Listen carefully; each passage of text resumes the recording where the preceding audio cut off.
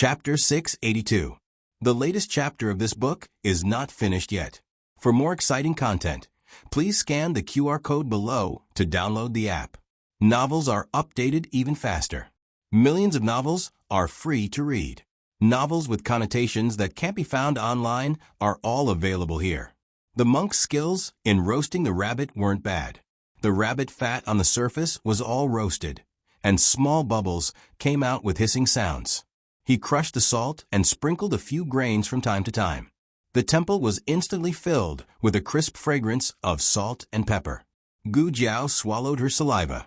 She gradually changed from drawing circles to drawing rabbit, roasting rabbit, braising rabbit, spicy rabbit head, cold eating rabbit meat. In fact, other than roasted rabbit, there were also a few roasted mushrooms on the rack. But Gu Jiao only wanted to eat rabbit. Finally, the rabbit meat was roasted.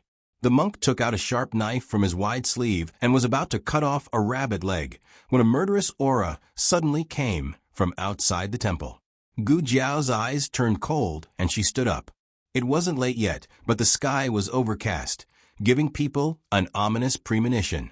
The murderous aura quickly approached, and the sound of something sweeping through the branches and leaves came from the forest. It was Qinggong. It was even faster than Gu Qingfeng's Qinggong. It must be known that Gu Qingfeng's Qinggong could even shake off the dragon shadow guards. The commotion stopped in the open space outside the temple. Gu Jiao sensed 3 auras. They were all real sky wolves, and one of the auras was faintly above sky wolves. The people inside get out. Among the 3 people, one of them coldly spoke. Gu Jiao had already seen through the crack in the door. Although the 3 people were disguised, the swords at their waist were the same as the 6 embroidered uniform guards from that day. They were people from the Crown Prince's residence.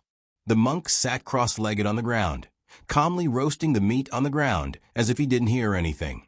Stop hiding. You have the guts to kill people, but don't have the guts to admit it? Gu Jiao grabbed the red tasseled spear on the ground and walked out with a strong aura. The red tasseled spear in her hand landed heavily on the ground, and the powerful force seemed to shake the ground. A trace of surprise flashed through the eyes of the 3 people at the same time. They did not expect that the person they were looking for was actually such a young boy. The strongest man wore a purple cloak, while the other 2 wore black cloaks. The purple-cloaked man coldly said, "You're the one who killed the Crown Prince's imperial bodyguards?" Gu Jiao raised her eyebrows and said, "So what if it's me? However, are you not even planning to hide it?" The purple-cloaked man said disdainfully, "Humph, what's there to hide from a dead man?" Gu Jiao looked at him and said, "How arrogant." The embroidered uniform guard on the left said, "You're the arrogant one, brat. You even dared to kill people from the Crown Prince's residence. Brat, who sent you here?" The brocade guard on the right also opened his mouth. "Su Air, did we make a mistake? This brat doesn't look like someone who can kill 6 embroidered uniform guards." The boy in front of them was too young and too immature. Although his aura was very strong, it was impossible for him to kill 6 embroidered uniform guards in one breath. The purple-cloaked man narrowed his eyes dangerously. "Brat, do you have an accomplice?" Gu Jiao said, "So what if I do? So what if I don't? What does it have to do with you?" The purple-cloaked man said, "We spent 5 days to track you down. I have to say, you do have some ability. But it's all over now. Today is the day you die. I don't know the day of my death, but I know the day of your death." Gu Jiao looked at the 3 people without fear and said arrogantly, "Do you want to come one by one or the 3 of you together?" Their hatred reached the peak in an instant. The purple-cloaked man said with murderous intent, "Brat, if you want to die early, we'll help you. Come together." Gu Jiao raised her other hand that wasn't holding the red tassel spear and made a stop sign. "Wait, I didn't say I wanted to fight with you." The 3 people were stunned. Gu Jiao flashed back into the temple and stood behind the monk. She stuck her head out and pointed at the monk. "You guys, fight with him." The monk. The 3 people. The temple was barbecued meat and roasted mushrooms. The monk didn't want to ruin the results of his 2 hours of hard work, so he got up and walked out. The purple-cloaked man snorted, "You're actually a monk." What's your relationship with that brat? The monk sighed impatiently. If you want to fight, then fight. If not, then get lost. This poor monk doesn't like to talk nonsense. The embroidered uniform guard on the right sneered.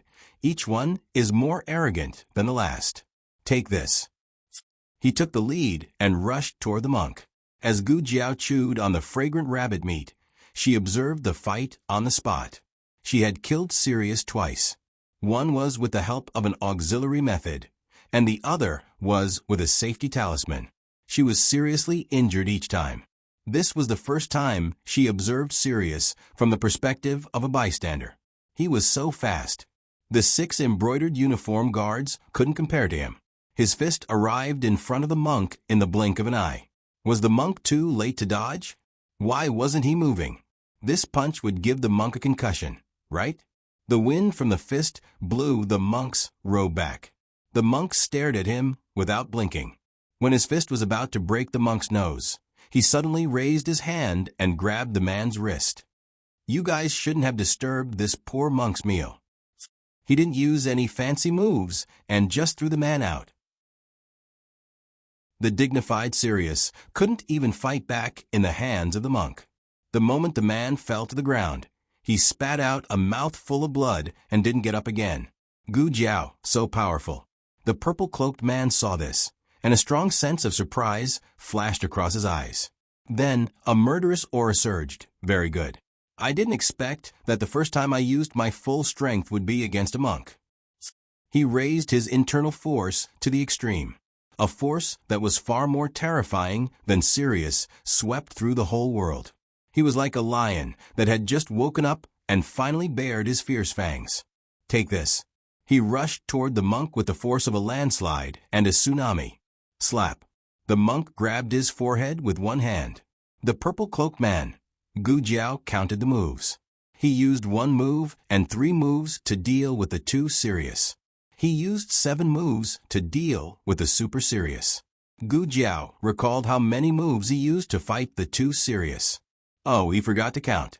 He would never admit that he didn't know how many moves he used. Gu Jiao basically ruled out the possibility that he entered the Yen Kingdom by being marked as a slave. Therefore, he had a proper travel permit from the Yen Kingdom. Then the question was, how did he get the Yen Kingdom travel permit? Or was he a citizen of the Yen Kingdom and had a travel permit? She spoke to him in the Zhao Nation language, but he spoke to the 3 embroidered uniform guards in the Yen Kingdom language. He spoke both languages very well. In fact, she had another question. Why did he appear in Mount Guan and happen to see her being chased by the Crown Prince's people? Was it a coincidence? Or, while she was thinking, the monk walked in calmly. His clothes were not messy at all, nor were they stained with blood. He was so clean that he looked like an outstanding monk. Who would have thought that this monk could kill people faster than the men of sacrifice? He brushed his wide sleeves and sat down in front of the fire. Gu Jiao asked, "What kind of martial arts did you use just now?" At first, she couldn't see the moves, but later, she saw that there was a pattern. It seemed to be specially used to deal with the powerful men of sacrifice. The monk smiled. Why? Do you want to learn? Gu Jiao nodded. Yes. The monk said, no. Gu Jiao, then don't ask. The monk began to eat the rabbit. He reached out his hand. Where was the rabbit meat? Why was there so little left? Gu Jiao burped. The monk gritted his teeth. He had roasted it for 2 hours. If he had known, he would have killed it faster. The monk tore off half of the rabbit's leg and took a wine bag from his waist. He pulled out the cork and ate the meat one mouthful at a time. Gu Jiao planned to go back to the haystack and lie down. Unexpectedly, as soon as she got up, the monk, who was eating halfway, suddenly jumped up and jumped onto Gu Jiao's back. Yes, on her back. Not on her back. Gu Jiao, what's going on? What's wrong with you? Gu Jiao asked in confusion. The monk, who was lying on her back and holding the rabbit's leg and the wine bag, stuttered. Snake, snake, snake, snake. Oh. Gu Jiao found the snake under the table. She walked over with him on her back, bent down, and picked it up by its tail. She said calmly, "It's just a small cauliflower snake. It's not poisonous." The monk, who had killed 3 celestial wolves a second ago, was terrified now.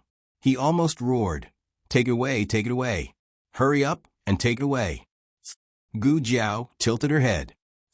"Are you afraid of snakes?" The monk said, "I'm not afraid." Gu Jiao said, "Oh," and shook the small snake behind her. Ah! The monk's hair stood on end. His body went soft. Without the strength to cling onto Gu Jiao's body, he fell to the ground. Gu Jiao suddenly remembered that he had been bitten by a snake. She was wondering why he had been bitten by a many-banded kite when his martial arts were so high that he could easily kill a celestial wolf. It turned out that when he saw a snake, his whole body would go soft, and he would not be able to exert any strength. Gu Jiao smiled wickedly and walked towards him with the small cauliflower snake. "Heh heh." She laughed eerily and eerily. It was very exaggerated. The monk was speechless. The monk shouted, "Girl, you, what are you doing?" Gu Jiao bent down and handed the small cauliflower snake to him. She helplessly spread out her hands and said, "What bad intentions can the little snake have? It's nothing more than wanting to bite you. Who told you to be unwilling to teach the world's smartest Jiao Jiao some martial arts?" Small cauliflower snake. The monk was speechless. Digression. There are no double events this month. You don't have to keep your monthly tickets until the end of the month. You can throw them out now. The latest chapter of this book is not finished. For more exciting content, please scan the QR code below to download the app. The novel is more complete and updated faster. Millions of novels are free to read. There are all kinds of novels that can't be found online here.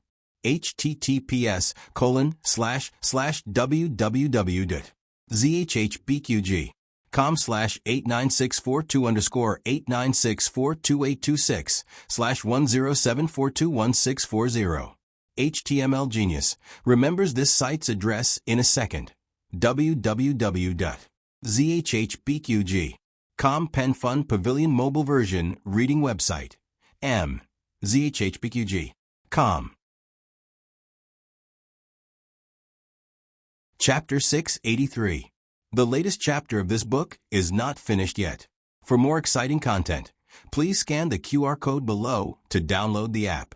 Novels are updated faster. Millions of novels are free to read. Novels with content that can't be found online are all available here. Dusk was everywhere, and the horizon was lit by a wisp of fire. Clouds curled around the mountains and rivers.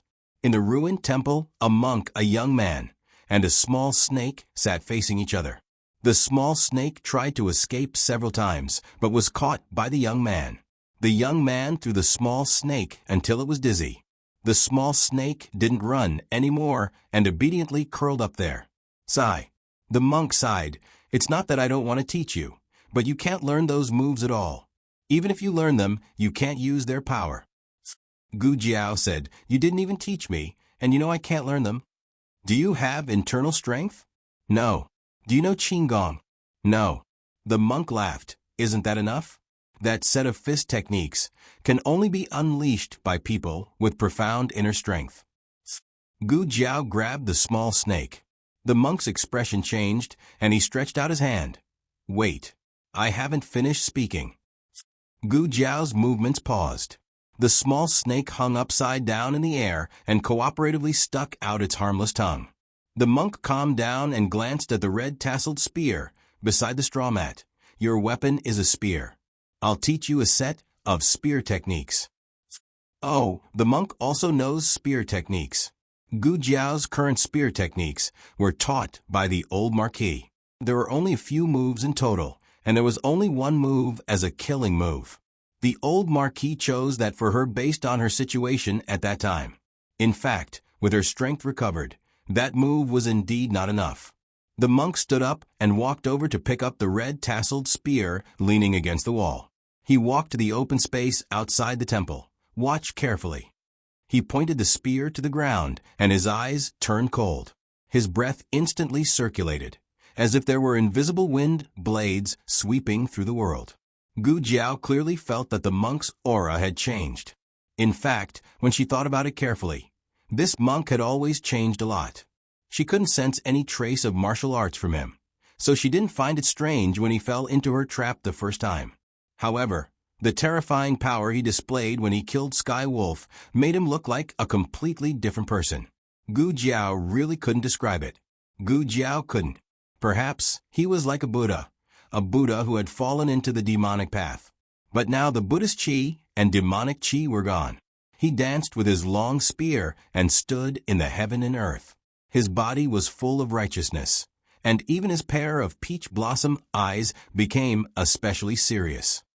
"What kind of spear art is this?" Gu Jiao muttered. After the monk finished his last move, he threw the spear to Gu Jiao and said, "All right, it's your turn." This spear was very heavy. Wasn't he afraid that she wouldn't be able to catch it if he threw it over like this?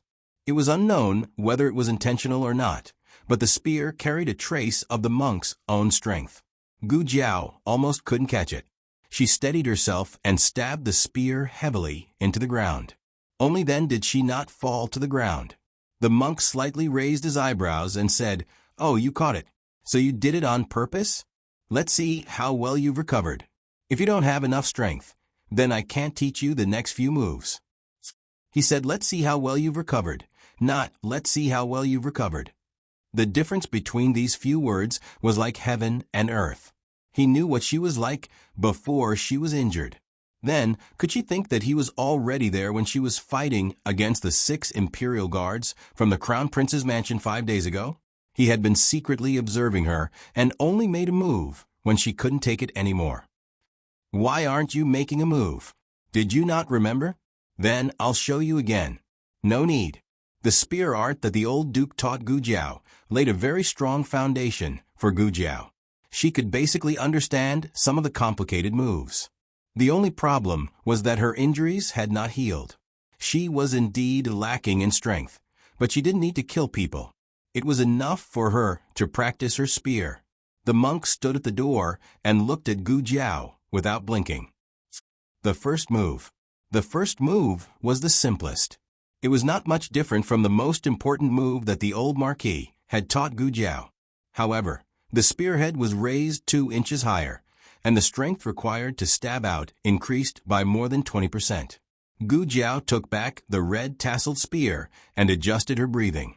She said to herself, "It looks simple, but I didn't expect it to consume so much strength." The monk took off his wine bag and drank a big mouthful. He looked at Gu Jiao calmly and said, "The second move." The strength of the second move was increased. Gu Jiao jumped up and stabbed the long spear from top to bottom. Her angle was exactly the same as the monk's. It was really surprising that she could imitate it to this extent after only seeing it once. After these 2 moves, Gu Jiao's strength was half gone. Her wounds began to hurt. The monk didn't intend to let Gu Jiao stop. "The third move," he said sternly. It seemed that ever since the monk started to play with the red tasseled spear and watched her practice, the monk's aura was different from what she had seen before. The third move was a Chinese style. It had a trick to confuse people. It had high requirements for speed and flexibility of the body. Gu Jiao hadn't stopped practicing since she came to this world. Otherwise, her waist would have been broken.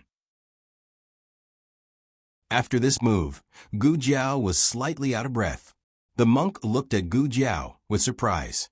"You still have strength." Gu Jiao finished all the moves in one go. Although it was said to be all, there were actually only 5 moves. However, the difficulty of each move after that was multiplied. The monk murmured, "This girl, I originally planned to let you finish it in 3 sessions. Gu Jiao's legs were weak. She could fall down at any time, but she supported herself with a red tasseled spear. She raised her hand and wiped the sweat on her forehead. She gasped, 'Is there more?' The monk was stunned. 'There is more.' He paused as if he was hesitating. It was as if he had made a big decision. 3 moves. Gu Jiao was so tired that she was seeing stars. She didn't notice the hesitation in his eyes. She passed the red tasseled spear to him. "I'll take a few breaths. You can start." Otherwise, she wouldn't be able to see clearly. The monk stood in the open space with a red tasseled spear in his hand. The night wind blew, and his robe fluttered. He stared at the sky. "I'm ready," Gu Jiao said. The monk didn't move. Gu Jiao tilted her head. "Monk?" The monk held the red-tasseled spear tightly. "Since you want to learn, I'll teach you. But remember, you can't use this spear to do evil. You can't use it to hurt the innocent. Otherwise, I'll kill you with my own hands." Gu Jiao sat on the threshold and looked at him. "You're suddenly so serious. I'm not used to it." The difficulty of the last 3 moves couldn't be compared to the first 6 moves. Gu Jiao could see it, but she still couldn't perform at all. "Let's stop here today," the monk said. "Oh." Gu Jiao put away the red-tasseled spear. The two of them practiced for the whole night and didn't have time to eat. The monk went to the stream behind the temple and caught 2 fish to roast. He also went to the vicinity to pick some wild fruits. When he came back with a pile of wild fruits, only bones were left of the 2 roasted fish. Gu Jiao's cheeks were bulging. Her small mouth moved quickly as she tried to eliminate the evidence. The monk was furious. "Why did you finish it again? Couldn't you leave some for me?" Gu Jiao's cheeks were bulging. She looked like a little fat squirrel that was eating. She said vaguely, "I used up too much energy. I was so hungry that I couldn't hold it in." The monk was speechless. The monk went to catch 2 more fish. This time he didn't leave. He was determined to prevent someone from eating. The little snake was released by Gu Jiao. After all, it had nothing to do with it. The monk focused on roasting the fish. Gu Jiao sat on the hay. She took a cotton cloth from the small basket and carefully wiped the red-tasseled spear, as if she was wiping a treasure. The monk looked at her wiping the red-tasseled spear and pursed his thin lips. Gu Jiao felt that he was sizing her up. When she looked at him, he had already looked away and continued to roast the fish. The monk had never asked her why she appeared in Zhao country, why she dressed as a man, and why she encountered the brocade guards from the crown prince's residence. Was he not curious about her at all, or had he already? The monk coldly snorted. "Stop looking. It's useless. I won't let you eat." Gu Jiao's thoughts were interrupted. She paused and decided to ask him, "What's your name?" The monk didn't have a name. She naturally asked for his Dharma name. For example, Jing Kong was a Dharma name. However, Jing Kong liked this name. Even after he returned to the secular world, he was still called Jing Kong. After asking, Gu Jiao secretly wondered what kind of Dharma name the monk would call her. In the end, she heard him say a word softly. Gu Jiao was stunned. "Steamed? What steamed? Steamed rabbit or steamed pork ribs?" The monk roared. "Can't you think of anything else other than food?" Gu Jiao, "No, I've been starving for the past few days." The monk sighed. He picked up a withered branch and wrote a word on the ground in Yen language. Zhang. This word, it seemed that it wasn't his Dharma name. It was his secular name. The monk ended the conversation. "It's late. Go to sleep." "Gu Jiao, I want to eat fish." The monk, after eating another fat and juicy grilled fish, Gu Jiao rubbed her round belly and fell asleep contentedly. At night, Gu Jiao had a dream. After coming to Chengdu, she had more dreams than before. However, the interesting thing was that she basically forgot everything after waking up. In the dream, all the memories seemed to be strung together. For example, after coming to the dream, she remembered the courtyard full of bellflowers and the graveyard without a tombstone. Tonight, it was neither a courtyard nor a graveyard. Instead, it was a battlefield that stretched as far as the eye could see. Shimmering spears, armored horses, and blood stained the yellow sand. There were endless battles, and soldiers constantly fell. A bloody mist filled the sky with the color of blood. Above the thousands of bones, a man in silver armor was riding on a similarly armored black wind horse. He held the reins tightly in one hand and a red-tasseled spear in the other. His silver armor was already covered with blood, but there was no sign of retreat in his eyes. He looked at the thousands of soldiers and horses in front of him and said word by word, "The sons of the Xian Yuan family will never surrender even if we fight to the last man." The next second, the scene in the dream changed. It was still this man. He was wearing silver armor and standing in the camp. He looked at the officials opposite him and said coldly, "Rebel? So what if my Xian Yuan family rebels? The heavens have wronged my Xian Yuan family, so my Xian Yuan family will go against the heavens." Enin. Enin, it was that man's voice. The scene changed again. His voice was especially gentle and doting in this scene. However, his appearance was too horrible to look at. He had been shot in the shoulder and 2 in the thigh. He lay on the ground with blood flowing like a river. He tried to support himself with both hands so that he could sit up.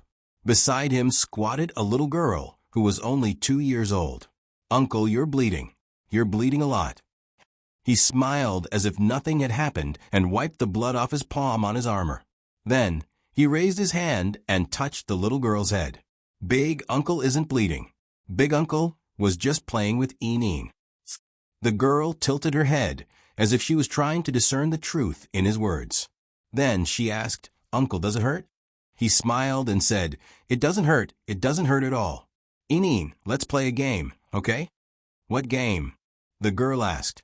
He raised his head with difficulty and endured the tearing pain all over his body. He pointed at the small house in front and said, "Do you see that small house in front?"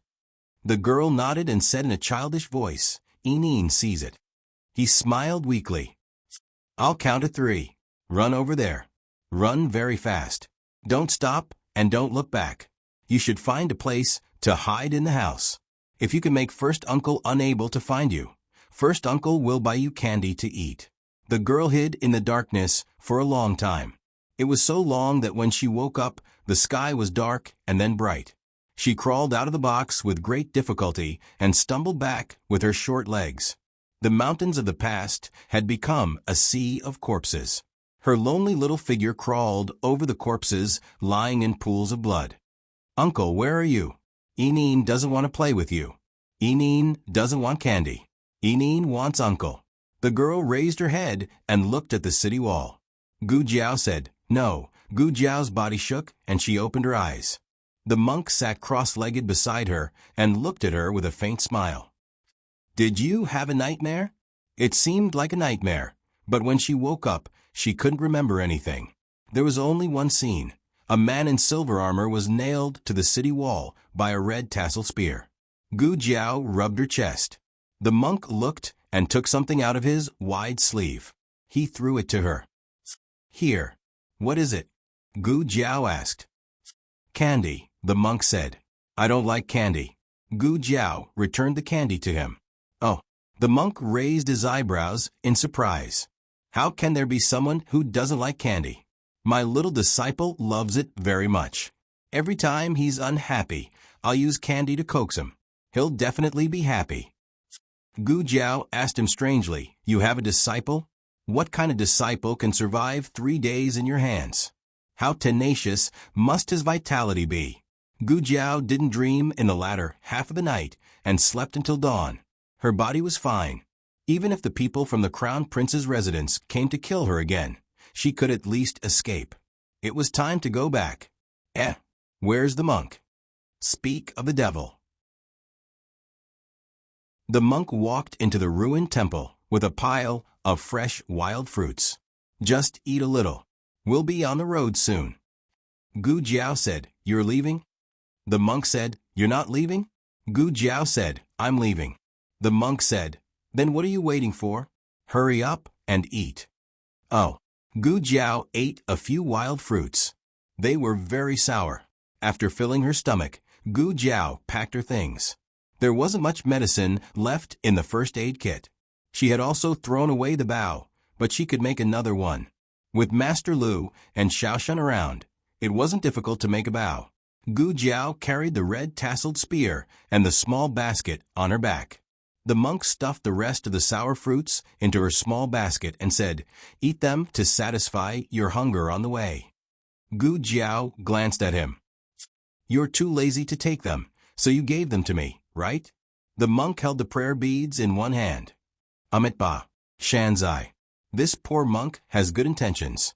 Gu Jiao, I'd be a fool if I believed you." The two of them left the ruined temple. In fact, Gu Jiao wanted to go to the imperial mausoleum to check on the crown princess. However, it had been 6 days since the crown prince sent out the first wave of brocade guards. Everything that should have happened had already happened. Either the crown princess was fast enough to find the bodies of the brocade guards behind the broken bridge and rushed back to Chengdu before the second wave of brocade guards arrived, or the crown princess had already been killed. "I'm going back to Chengdu. Where are you going next?" Gu Jiao asked the monk. The moment the monk opened his mouth, a murderous aura came from behind him. The monk quickly turned around and shielded Gu Jiao behind him. He struck out a palm to meet the opponent's attack. The collision caused a crack to appear on the road. The monk looked at the empty path and sneered. You dare to sneak attack me from so far away. You're really something. Girl, you go first." Gu Jiao stuck her head out from behind him and asked, "Can you beat him? If you can't beat him, I can stay and help you." If it was a guy who could be killed in one move, he would not have forced the monk to use his palm. The internal strength of that palm was much stronger than when he dealt with the 3 celestial wolves. The monk smiled carelessly and narrowed his peach blossom eyes. "He's a bit tricky, but not impossible. I let you go first because I don't want that ox nose to see your face and think that you're with me. If he can't beat me, he'll find trouble with you in the future. Of course, if you have doubts, you can stay." Before he could finish his words, he turned his head and saw that Gu Jiao, who had wanted to help him a second ago, had already run away without a trace. The monk was speechless. Gu Jiao spent 2 days to rush back to Chengdu from Mount Guan.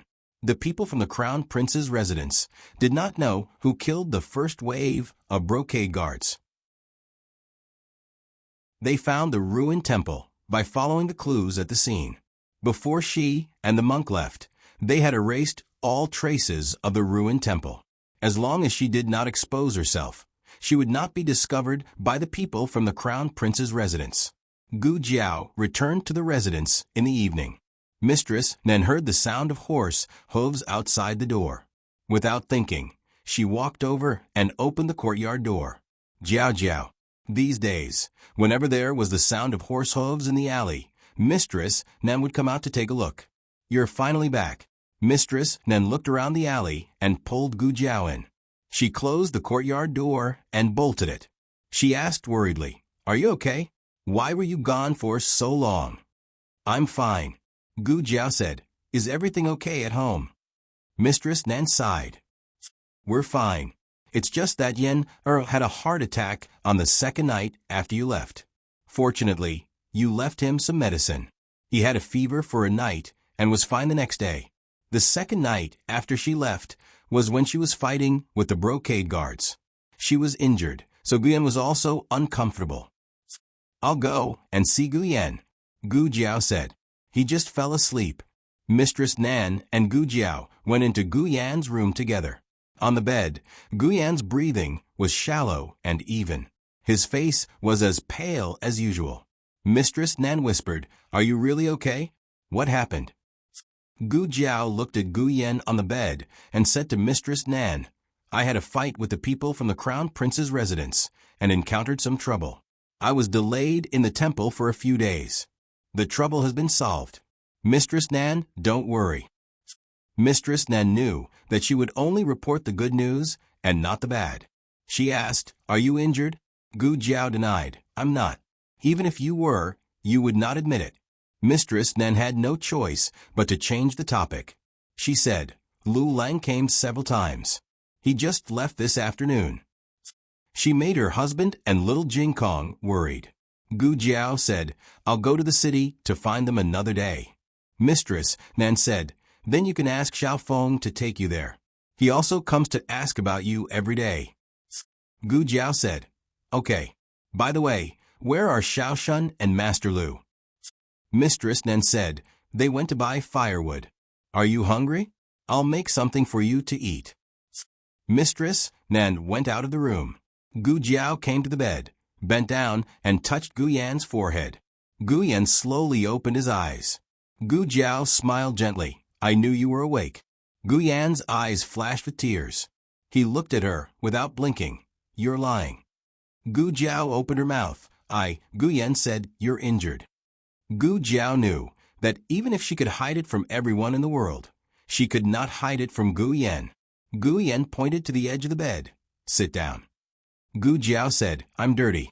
Gu Yan did not say anything. He just looked at her stubbornly. Gu Jiao sighed and sat down by Gu Yan's bed. Gu Yan put his head on her lap and hugged her waist. "Sister." "Yes? Don't go out for so long." "Okay." Gu Jiao came out of Gu Yan's room. Mistress Nan had also finished cooking the noodles. Mistress Nan put a bowl of steaming noodles with preserved meat and dried bamboo shoots on the square table in the central room. She asked Gu Jiao, "Is Yen asleep?" Gu Jiao nodded. "Yes, he's asleep." This time he was really angry. I had to coax him for a long time. Mistress Nan could not help but laugh. "It's good that you can coax him. You've been gone for a few days." Gu Jiao picked up her chopsticks and asked, "Did anything big happen in Xing City during the days I was gone?" Mistress Nan thought for a while and said, "Something big there was indeed one." Gu Jiao stopped slurping the noodles. Mistress Nan said, "The Crown Princess is back." The latest chapter of this book is not finished yet. For more exciting content, please scan the QR code below to download the app. Novels are updated faster. Millions of novels are free to read. There are novels with connotations that you can't find on the internet here.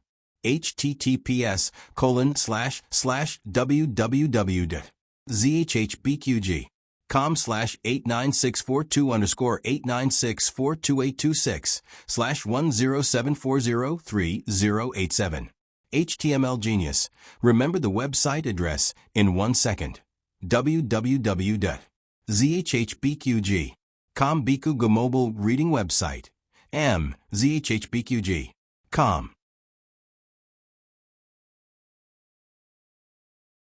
Chapter 684.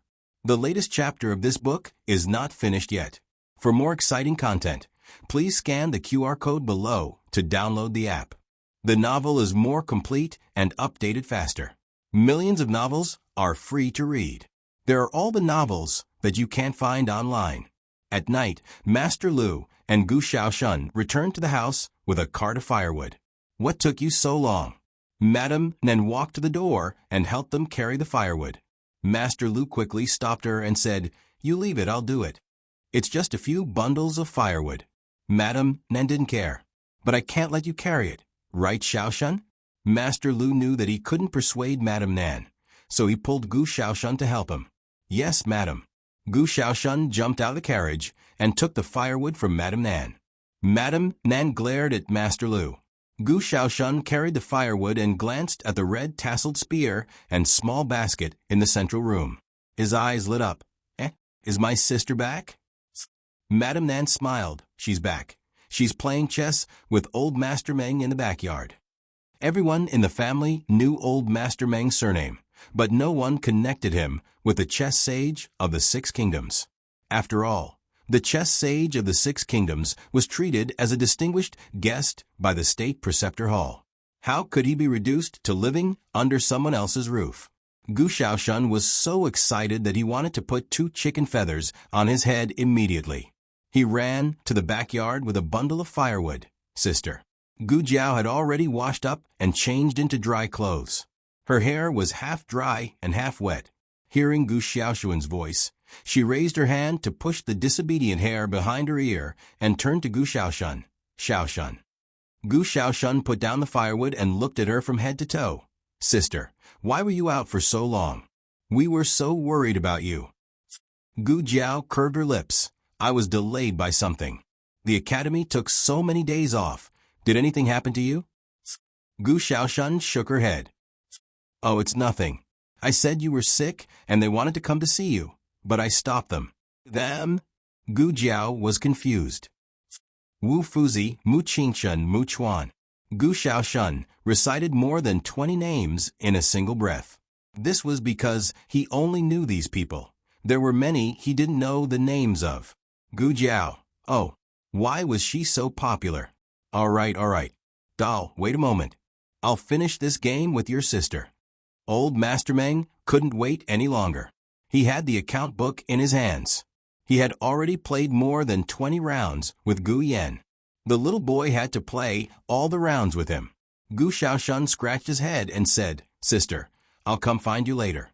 Gu Jiao, okay. Gu Jiao came back safely. The whole family was relieved. Madame Nan decided to cook something delicious tomorrow morning. However, she ran out of star anise and fennel. Madame Nan decided to go to the shop to buy some back. There was a shop that sold spices in the alley. It was only a few steps away. However, their shop was closed today, so Madame Nan had to go to the street to buy some. Master Lu was repairing the carriage at home. Halfway through, he frowned. "Why isn't Nan Xiang back yet?" "Xiaoshun, you fix it. I'll go take a look." "Okay." Gu Xiaoshun took the tools from Master Lu's hand. Master Lu walked out quickly. At this time, Madame Nan had indeed encountered a bit of trouble. She had been blocked in another alley and had even been injured. Her veil was covered in blood. She covered her painful chest and raised her hand to wipe the blood from the corner of her mouth. She shot out 3 Tang Hua needles. The man smiled coldly and raised his hand to catch her hidden weapons. Madame Nan's face changed. The man looked at the Tang Hua needle in his hand and sneered, "It's actually dipped in poison. You've become much more ruthless than before. Unfortunately, you're no match for me now." At the end, his smile turned cold. He flicked his finger and shot the 3 Tang Hua needles back at Madame Nan. Madame Nan's eyes widened. The speed was too fast. She couldn't dodge at all. Suddenly, a small figure dashed over from behind Mistress Nan. With a whoosh, he grabbed Mistress Nan and pulled her to the side. The 3 Tang Hua needles were nailed to the ground. At the same time, Gu Jiao's spear touched the ground. She jumped up and stabbed the other person's heart. The other person tried to grab the red tasseled spear. Unexpectedly, this was a feint. The spear suddenly changed direction and swept towards his lower body. The other person's eyes trembled. He stepped on the ground and flew up to the roof. He steadied himself and looked at the young man in the alley with his black hair dancing. The young man was holding the red tasseled spear. He raised his head and looked at him coldly. His eyes were cold and untamed. "That spear technique earlier." He frowned and muttered softly. Then he smiled faintly. "Nan Xiang, this is the expert you've invited? I have to say that this little fellow is out of my expectations. But even so, he's not my opponent. Take this, senior brother." Madame Nan hurriedly walked forward and stretched out her arm. She shielded Gu Jiao behind her. "Don't hurt him, senior brother." Gu Jiao looked at the man on the roof again. The sky was too dark. His figure was shrouded in the darkness. Gu Jiao couldn't see his skin color, but she could still make out his facial features. This person had a pair of malicious eyes. His appearance could be considered good, but when paired with his eyes, there was an inexplicable sense of evil. "Madame Nan, stand back." Gu Jiao pressed down on Madame Nan's arm and fearlessly walked forward. She pointed her spear at him. "Come down and fight with me." The other person was slightly stunned. He obviously didn't expect the young man to be so fearless. But very quickly he laughed. "Little junior sister, I haven't seen such an interesting person in a long time. Since he calls you Madame Nan, then he can be considered as half a martial nephew. Forget it, I only heard that you came to Shang City, so I came over to say hello. I didn't want to do anything to you. You were too nervous and attacked me first." Madame Nan gritted her teeth. "Shameless. All right, I've said my greetings. I should go now. Goodbye, junior sister." After saying that, he smiled coldly and used his qinggong to disappear into the night. Gu Jiao turned around and reached out to support her forearm. "Madame Nan, you're injured." Madame Nan waved her hand. "It's just a small injury. I'll be fine after a few days." "Why are you here?" Gu Jiao said, "You didn't come back, so we came out to look for you. Master Lu also went to look for you. He probably went in another direction." Madame Nan panted slightly. "Let's go back." Gu Jiao held the red tasseled spear in one hand and supported Madame Nan with the other. The two walked out of the alley. Madame Nan smiled bitterly. I didn't tell you about me in detail before. Do you blame me? Gu Jiao shook her head. I didn't tell Madame Nan about me either. Madame Nan smiled. She didn't want to compare who had more secrets with her.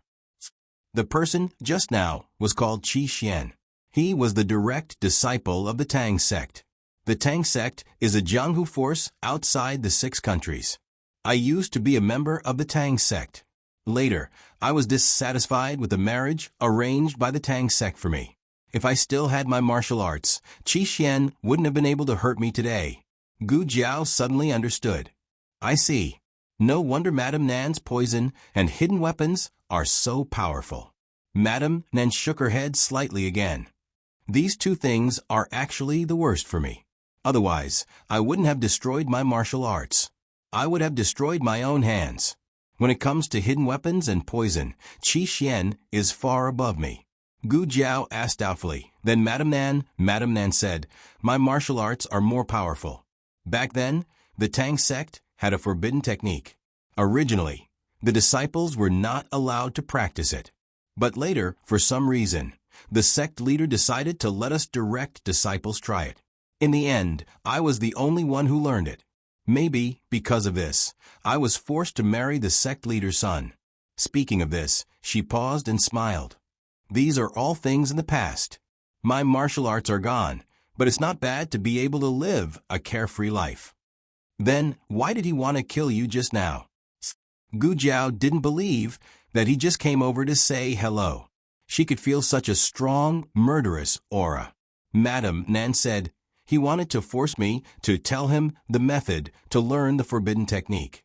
Sigh, how would I know the method? I just learned it and learned it. Who knows why they are so stupid? Gu Jiao. Thinking of something, Gu Jiao said he just said that he heard that Madame Nan came to Chengdu. Madame Nan sighed. Do you still remember the steward, surnamed Liao, from the State Preceptor Hall? The one we asked him to take you into the State Preceptor Hall through the back door? Gu Jiao had some impression of him. The one who was kicked out by the Horse King?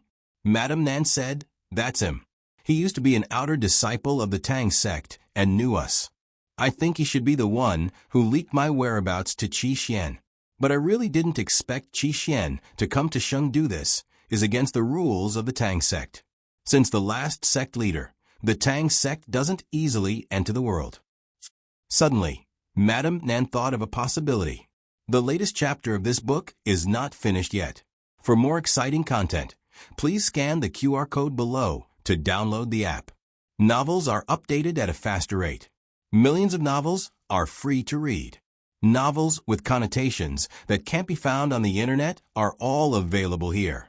https://www.zhbqg.com/8964-2_89642_107382705. HTML Genius memorized this site's address in a second.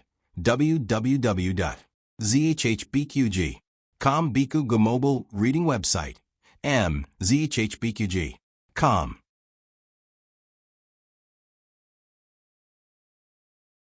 Chapter 685. The latest chapter of this book is not finished yet. For more exciting content, please scan the QR code below to download the app. The novel is more complete and updated faster. Millions of novels are free to read. All the novels that can't be found online are available here. On the way back, Gu Jiao and Madame Nan, Master Lu came looking for them.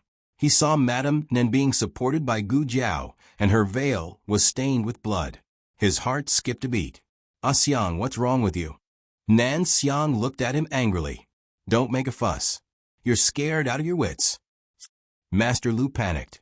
No, you're vomiting blood. What the hell is going on? If you don't want to talk, let Jiao Jiao talk. Gu Jiao looked at Madame Nan. Madame Nan sighed. Okay, don't make things difficult for the child. I met Qi Xian. Master Lu was stunned. Which Qi Xian? Your former senior brother? Madame Nan said, That's him. Master Lu was shocked. He came to Shengdu? Aren't the disciples of the Tang sect not allowed to leave the Tang fortress at will? Madame Nen said, his appearance is indeed against the rules of the Tang sect, but that's between him and the Tang sect. It has nothing to do with me. Master Lu asked, he's not here to take you back? Madame Nen shook her head slightly. No, he's here to interrogate us about the forbidden technique. He could have continued to fight with Jiao Jiao just now, but he didn't. I guess he has more important things to do and can't stay with us all the time. He won't come in a short time. Master Lu looked doubtful. You know him so well? Madame Nan smiled bitterly. He's been my senior brother for many years. I know him well. Don't worry, let's go back. The three of them returned to the house. Madame Nan took some pills for internal injuries and went back to her room to rest. Gu Jiao also went back to her room. She lay on the bed and thought about the fight with Qi Xian just now. She could feel that Qi Xian was an out-and-out expert, and he was the type that she had never come into contact with before. First, it was the beautiful monk, then the troublesome ox nose who dared to sneak attack the beautiful monk, and now Qi Xian. It was getting more and more lively. The trip to the Yen Kingdom is really not simple. Sis, are you asleep? Gu Xiaoshuan's voice came from outside the door. Gu Jiao sat up and opened the curtain. Come in. Gu Xiaoshuan pushed the door open and went to Gu Jiao's bedside. She handed her something. Gu Jiao took it and looked at it. It was a wooden ball the size of a baby's fist. This is mechanical ball for you to protect yourself. Gu Xiaoshuan scratched his head and chuckled. I've modified the mechanism that Master taught me to make. It's similar to how you use your black fire pearl. You just have to throw it out. The ball will trigger the mechanism, and the poison needles inside will shoot out from every hole. Gu Jiao looked at the ball and said, this ball is full of holes. It can attack from all angles. Gu Xiaoshuan, although he didn't understand what his sister was saying, it seemed like she was praising him. Gu Xiaoshuan opened his other hand and took out a small ball cover. Just in case, if you accidentally drop it and hurt yourself, you'll be fine with this cover. Gu Jiao smiled and said sincerely, Xiaoshuan is really good. Gu Xiaoshuan blushed. This is just a basic mechanical ball. Sis, you can use it for now. If I can make better ones, I'll give them to you. Gu Jiao, okay. The next day, Gu Jiao, who had been absent for many days, finally went to the academy. As soon as she entered the classroom, a group of people surrounded her. Zhou Tong and Zhong Ding squeezed at the front. The two of them asked in unison, Lu Lang, are you okay? Gu Jiao was still not used to being surrounded like this, but looking at the pairs of small eyes full of concern, she did not push them away. She said, I'm fine. I'm cured.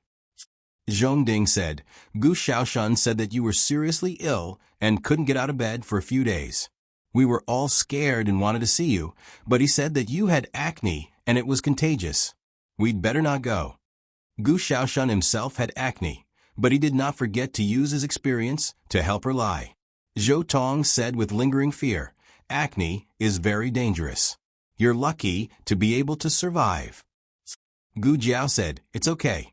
Mu Qingchen did not come today, but Mu Chuan, Yuan Xiao, and Zhao Wei heard that Gu Jiao was coming to class and hurried over from their own classrooms. The class had not started yet.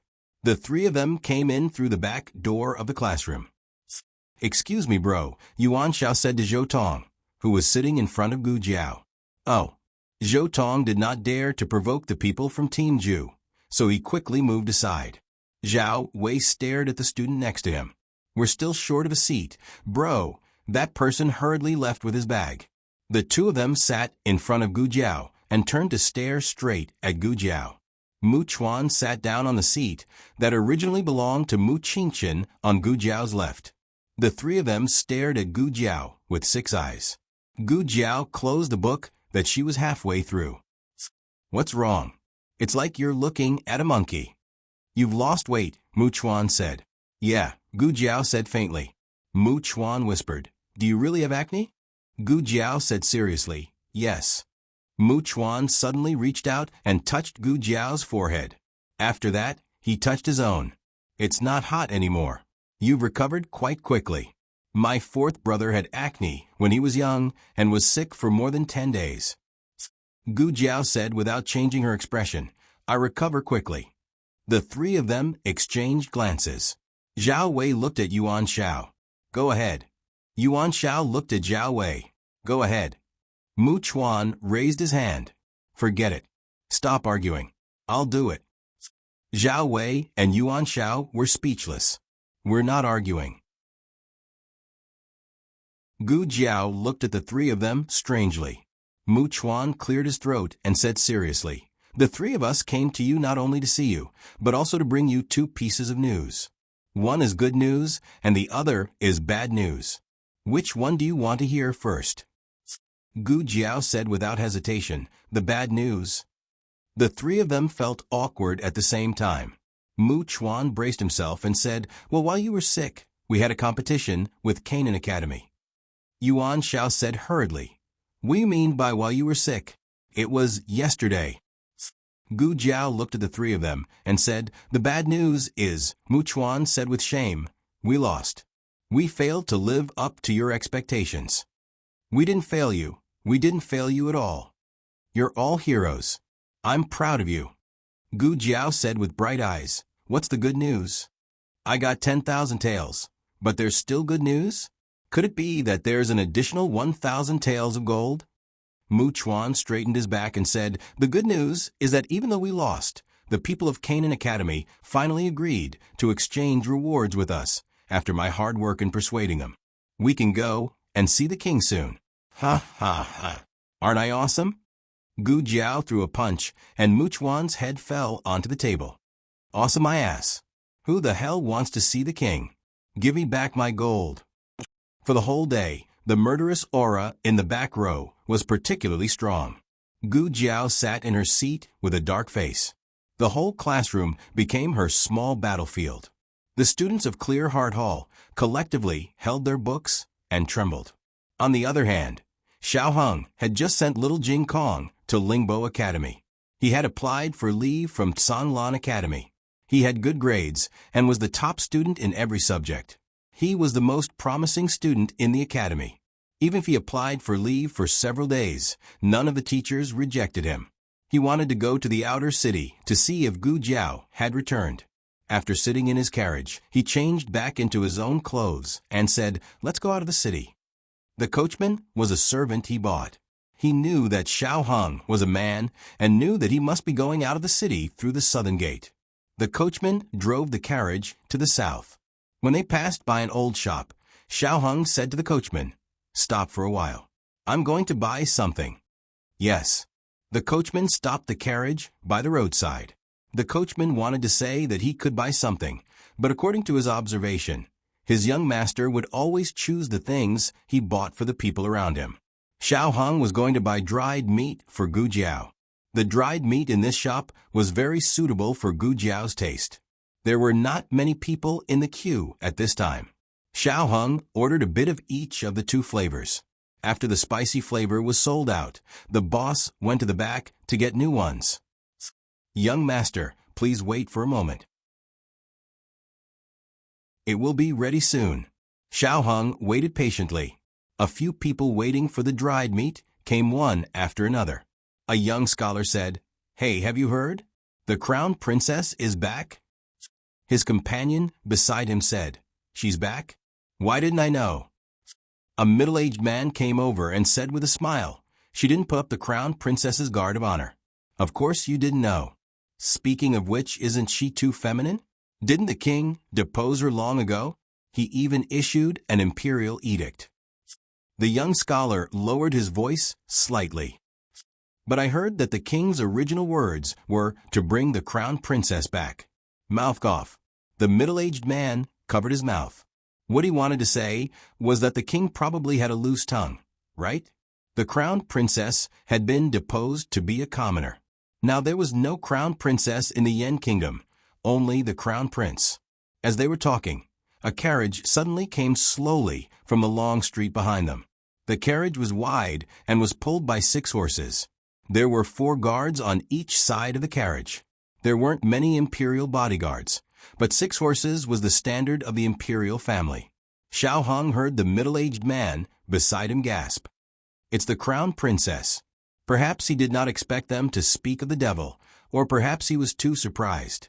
Everyone around heard him call out the crown princess. Everyone rushed towards the carriage. There were too many people. Xiao Hong did not plan to join in the fun at this juncture. He took the dried meat from the boss and turned to leave. Unexpectedly, the people who wanted to see the crown princess were so excited that they knocked him out. He was caught off guard and fell in front of the carriage. Digression. It's the end of the month. Look in your pocket. Do you still have a monthly ticket? The latest chapter of this book is not finished yet. For more exciting content, please scan the QR code below to download the app. Novels are updated even faster. Millions of novels are free to read. Novels with connotations that you can't find online are all here. https://www.zhbqg.com/89642_896/107382476. HTML Genius remembers this site's address in a second. www.zhbqg.com Biku Pavilion Mobile Reading Website. zhbqg.com.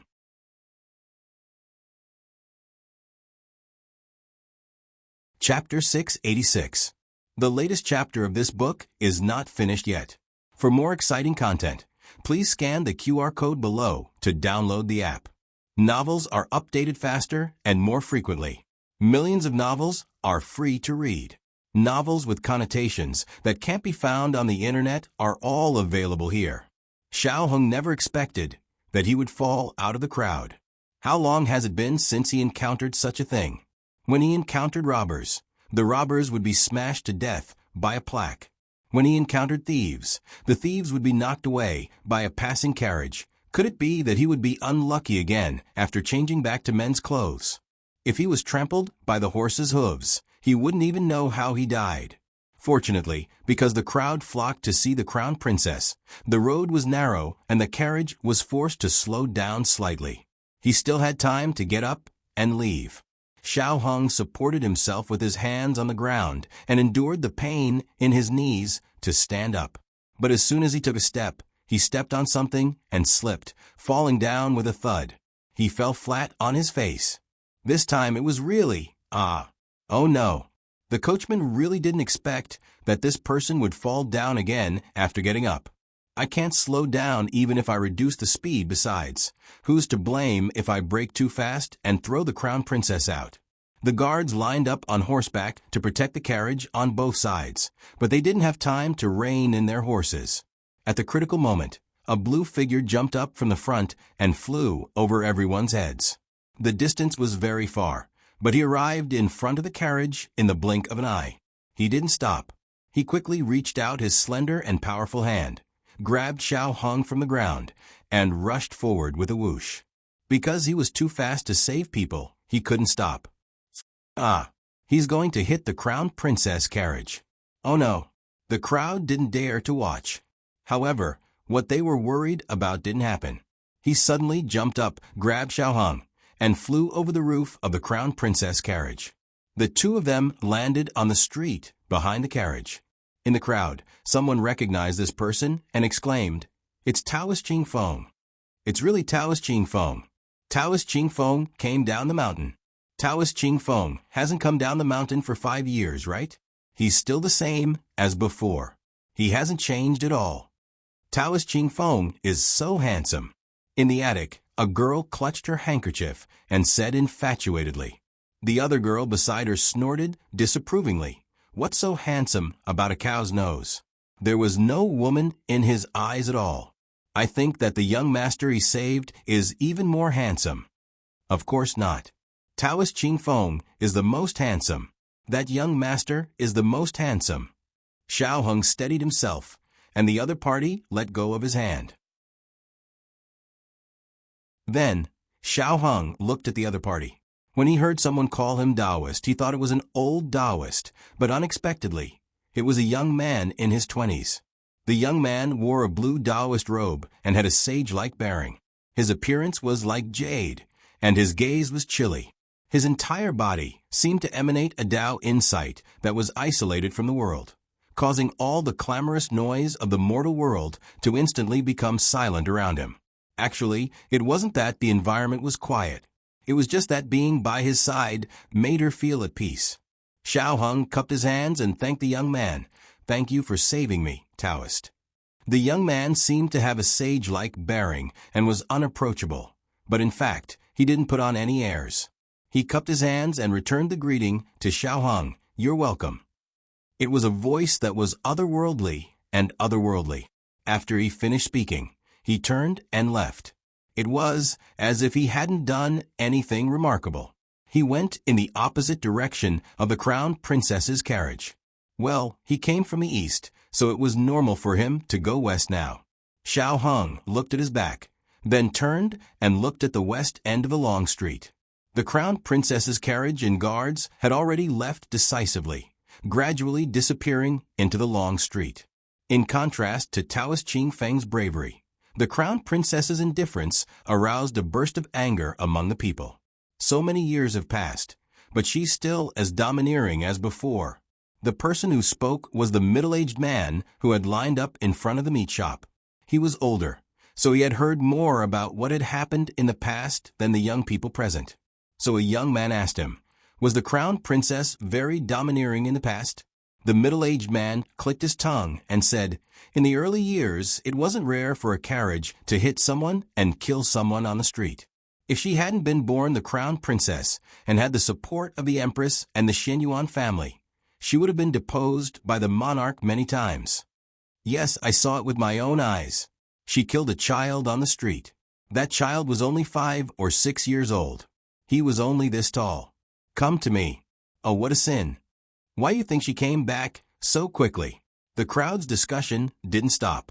Xiao Hung knew the power of rumors, but he couldn't tell whether they were true or false.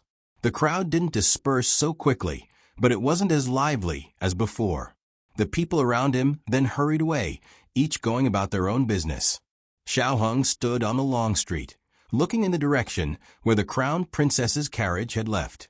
He didn't know if it was an illusion, but the moment he fell in front of the carriage, he seemed to feel a gaze from the carriage that couldn't be ignored fall on him. The dried meat he had just bought was already dirty from the fall, so Xiao Hung went to buy new dried meat. He felt that there shouldn't be anything else to do, but something unexpected happened. The moment he turned around with the dried meat, he ran into Nan Gong Li, who had come out of the iron shop across the street. Nan Gong Li saw Xiao Hung with a glance. The carriage was only a few steps away from Xiao Hung, but Xiao Hung didn't get on the carriage. He walked back and entered the shop that sold dried meat. Nan Gong Li's brows furrowed. "General, what's wrong?" "The carriage is ready," the guard on the side said. Nan Gong Li looked deeply at the shop. "I saw someone. Have them wait for me here. Go around and block the back door of the shop that sells dried meat. Don't let anyone go out." "Yes." The guard quickly crossed the street and went around the alley to the back door of the shop. Nan Gong Li walked into the shop. Nan Gong Li's right sleeve was empty, so it was hard to avoid attracting attention as he walked. The owner of the dried meat came over and asked politely, "Sir, are you here to buy dried meat?" In fact, this shop wasn't opened by him. He only rented the space near the entrance. There was a restaurant inside the shop. Nan Gong Li ignored him and walked toward the lobby. Nan Gong Li looked fierce and had a cold aura.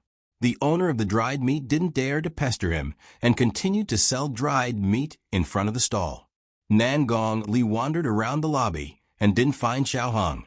He went to the back door and asked the guard, "Did anyone go out?" The guard shook his head, replying to the general, "No one went out after I guarded here." Nan Gong Li searched the entire restaurant, even the kitchen and the toilet, but he didn't see Xiao Hung. Nan Gong Li was sure that he didn't see wrongly. That person, just now, was Xiao Hung. "Have you come to the Yen Kingdom, Xiao Hung? There's a path to heaven, but you don't take it. There's no door to hell, but you barge in. If you hide in the Zhao Kingdom, I can't do anything to you. But you're in my territory, so don't blame me for settling old and new grudges with you. General. The guard looked at Nan Gongli, who had a strange expression, puzzled. Nan Gongli said proudly, "Go and check which Yao Kingdom people came to Chengdu recently. I'm going to the Crown Prince's mansion." The guard saluted and said, "Yes, General." Nan Gongli paused and thought of something. He smiled coldly, especially investigate these two names, Xiao Lulang and Gu Jiao. In Qinqiang Academy, all the students in the Clear Heart Hall had an indescribable day. After school, they didn't dare to stay for a moment and left the classroom like a swarm of bees. When Gu Xiaoshun came to find his sister, he found that the classroom was empty. He scratched his head. Huh? Why is everyone eating so enthusiastically today? Gu Jiao handed the bag of books to Gu Xiaoshun. "I'm going out. I won't go back to eat." "Going out again? What should I say if Gu Yan asks?" Gu Xiaoshun wasn't afraid of anything. He was only afraid that Gu Yan would ask him. Gu Jiao said, "Just say that I'm going to Heavenly Fragrance Pavilion and will be back tonight." When he heard that she was only going to Heavenly Fragrance Pavilion, Gu Xiaoshun was relieved. Heavenly Fragrance Pavilion was where Gu Chengfeng was staying temporarily. It was very safe there. He agreed. "Okay. Sister, go early and come back early." Gu Jiao nodded. "Okay." Gu Jiao came out of Qinqiang Academy and hired a carriage to go to Heavenly Fragrance Pavilion. She walked the rest of the way. Along the way, she was very vigilant. After making sure that no one was following her, she entered Heavenly Fragrance Pavilion from the back door. Su Fengxian was sitting in the backyard, scolding Gu Chengfeng. "Humph. His temper is really bad every day. One moment this master comes, he won't see him. The next moment that master comes, he won't see him. Who does he think he is? Heavenly Emperor." Yingqing weakly pulled Su Fengxian's sleeve. Su Fengxian impatiently shook off her hand and continued to complain. "What? Did I say something wrong? Don't I need money to open such a big theater? If he dares to embarrass the guests again tonight, I'll kick him out of here." Before she could finish the last word, Su Fengxian felt a shadow looming over her head. She looked up. Oh my God! She was so scared that she fell off the stool and sat on the ground. Yingqing braced herself and helped her up. She gritted her teeth and whispered, "Why didn't you remind me that he was coming?" Yingqing felt wronged. "I did remind you, but you didn't listen."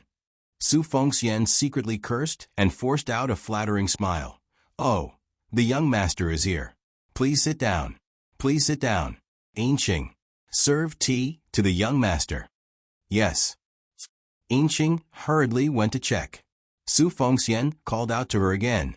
"Wait, you stay here. I'll go make tea." She would rather work than stay and suffer this young man's anger. Gu Jiao didn't seem to have any intention of denouncing her. She said, "I'll look for him," and went upstairs. Su Fengxian's body went soft and she sat down on the stool. She raised her hand to wipe the cold sweat on her forehead and said with lingering fear, "Scared me to death, scared me to death. I didn't see anyone at the door just now. How did he grow out?" Gu Jiao went upstairs. Gu Chengfeng was doing very well in the theater now.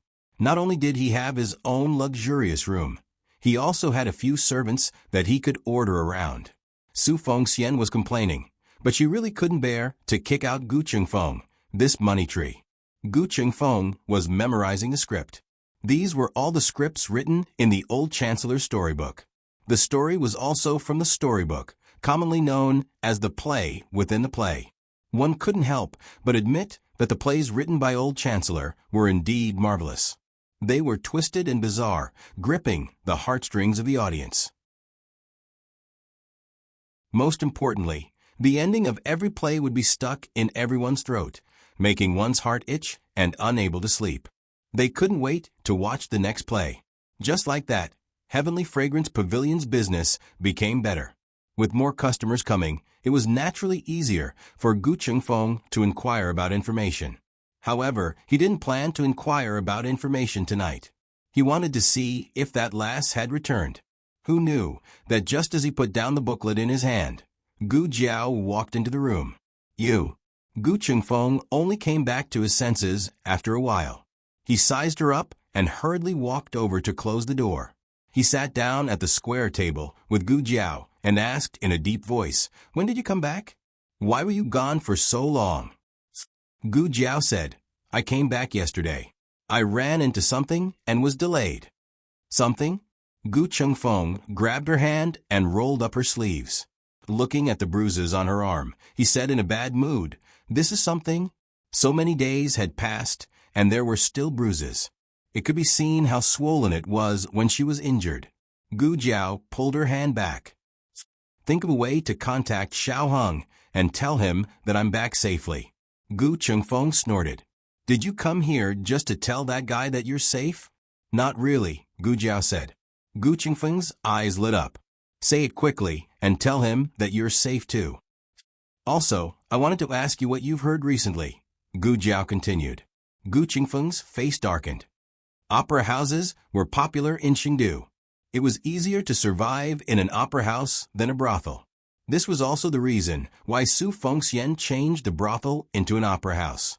Those who went to the brothel were all men, but those who came to watch opera were all men and women. If the opera was good, even the eunuchs in the palace would come to support it. The inner city was very strict, and it was easy to run into acquaintances. Over time, the outer city became the best choice for guests. These days, Gu Chengfeng really did find out a lot of information. Chengdu has been a lot livelier recently. The crown princess has returned. Some disciples and aides of aristocratic families who were traveling outside have also returned. I know of Daoist Qing Feng from the Feng family and Qi Xian, the master of Air Han, from the Han family. Gu Jiao heard a familiar name. Qi Xian? The Qi Xian from the Tang sect? This time, it was Gu Chengfeng's turn to be surprised. "How do you know?" "Oh," Gu Jiao replied. "I've fought him before." Gu Chengfeng was shocked. You fought with him? You were injured by him? You're not disabled, are you? That guy is not to be trifled with. It's said that his martial arts are very high. Even the state preceptor hall has to be polite to him. It's all Qi Xian's credit that Air Han can become the #1 master of his generation in Chengdu. Gu Jiao shook her head. "No, he didn't hurt me. He left after 2 moves." Gu Chengfeng asked in confusion, "Then how do you know he's Qi Xian?"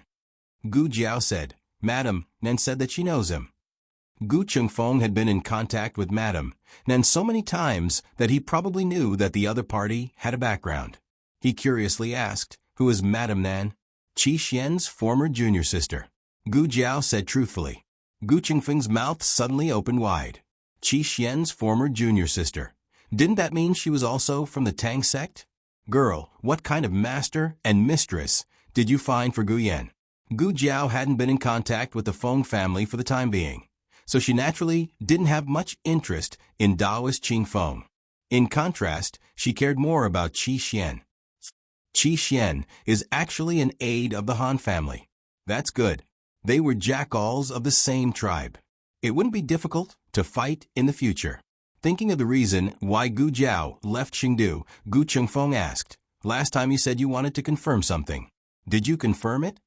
"No. She didn't see the crown princess." Gu Chengfeng, "Is it related to Xiao Heng?"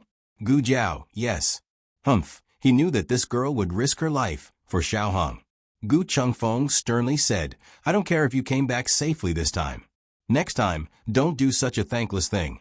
The crown princess can't deal with the crown prince. Do you know why the crown princess suddenly returned to Chengdu?" Gu Jiao shook her head.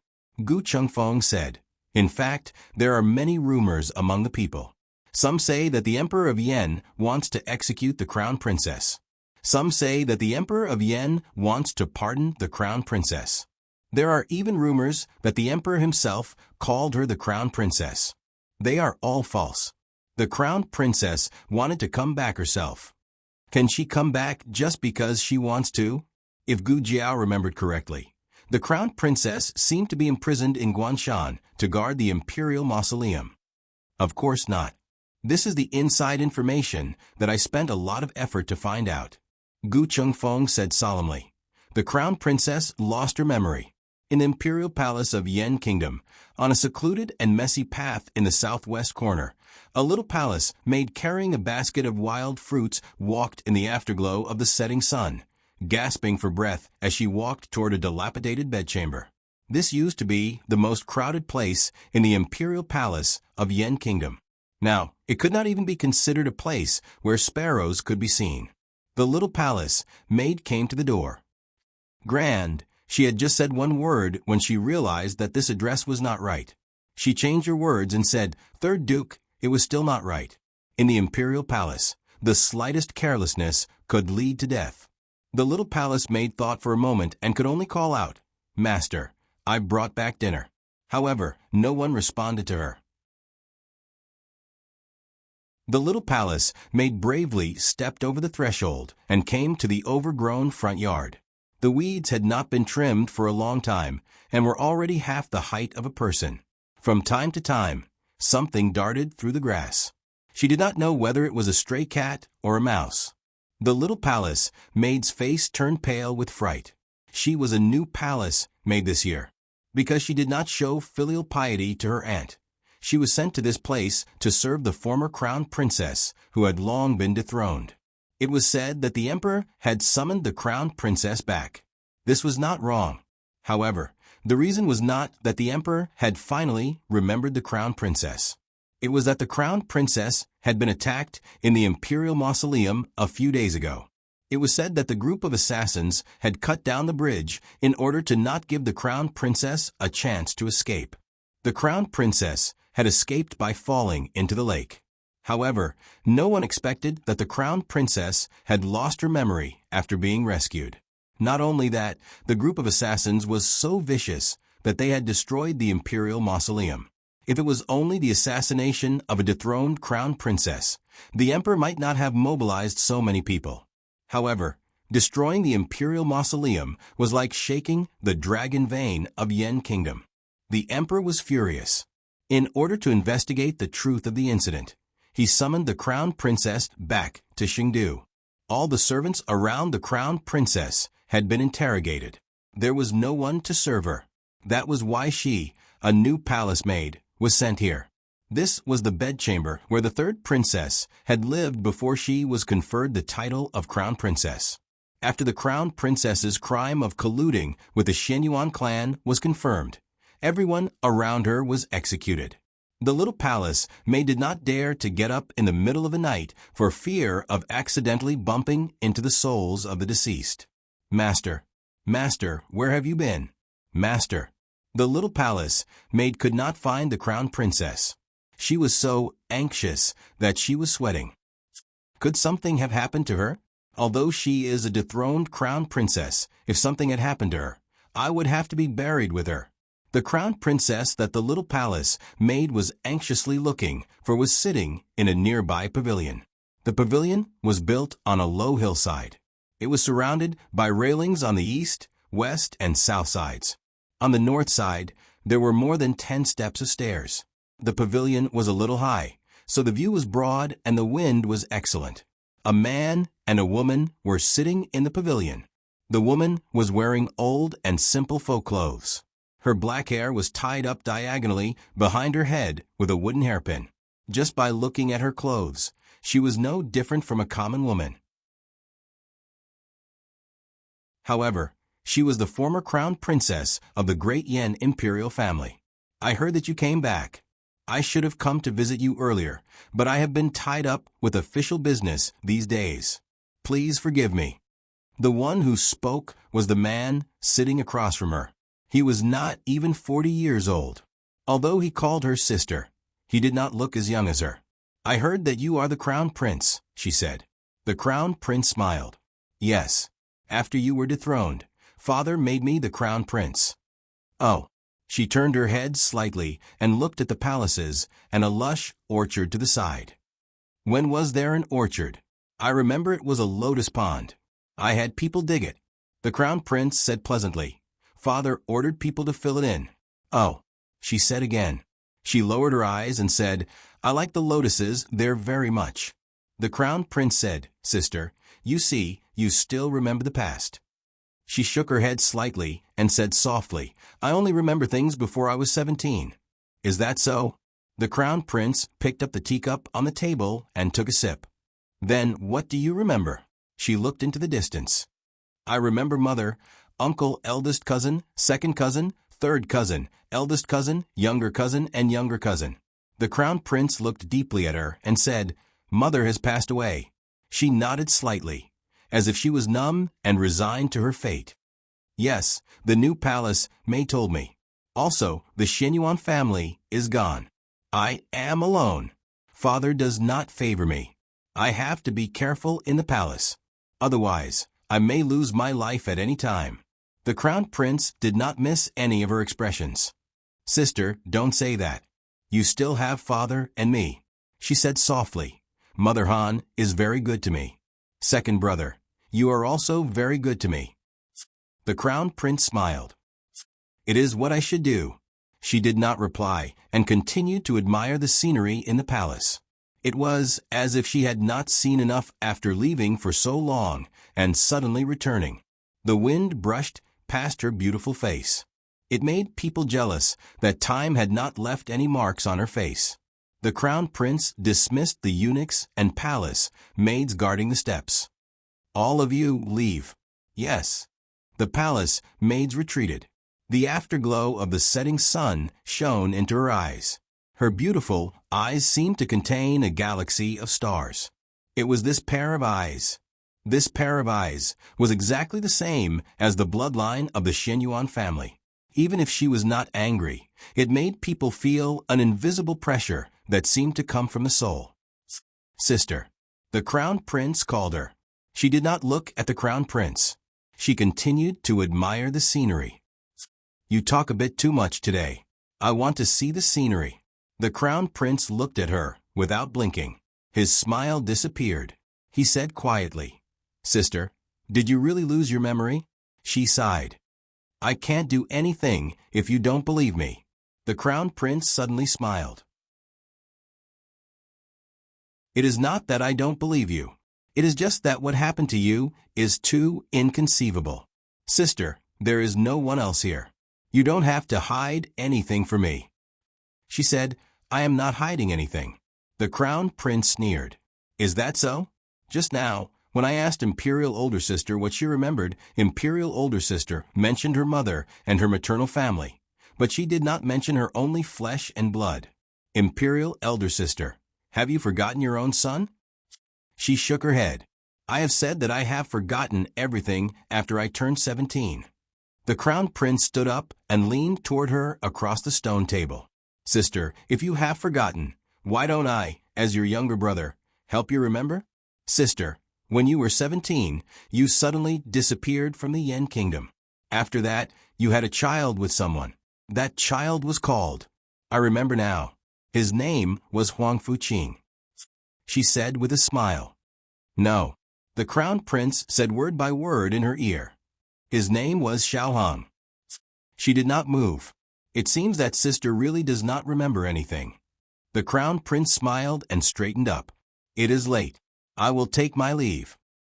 After saying this, he turned and walked out of the pavilion. When he was about to step down the stairs, he suddenly stopped. He seemed to have thought of something and smiled carelessly.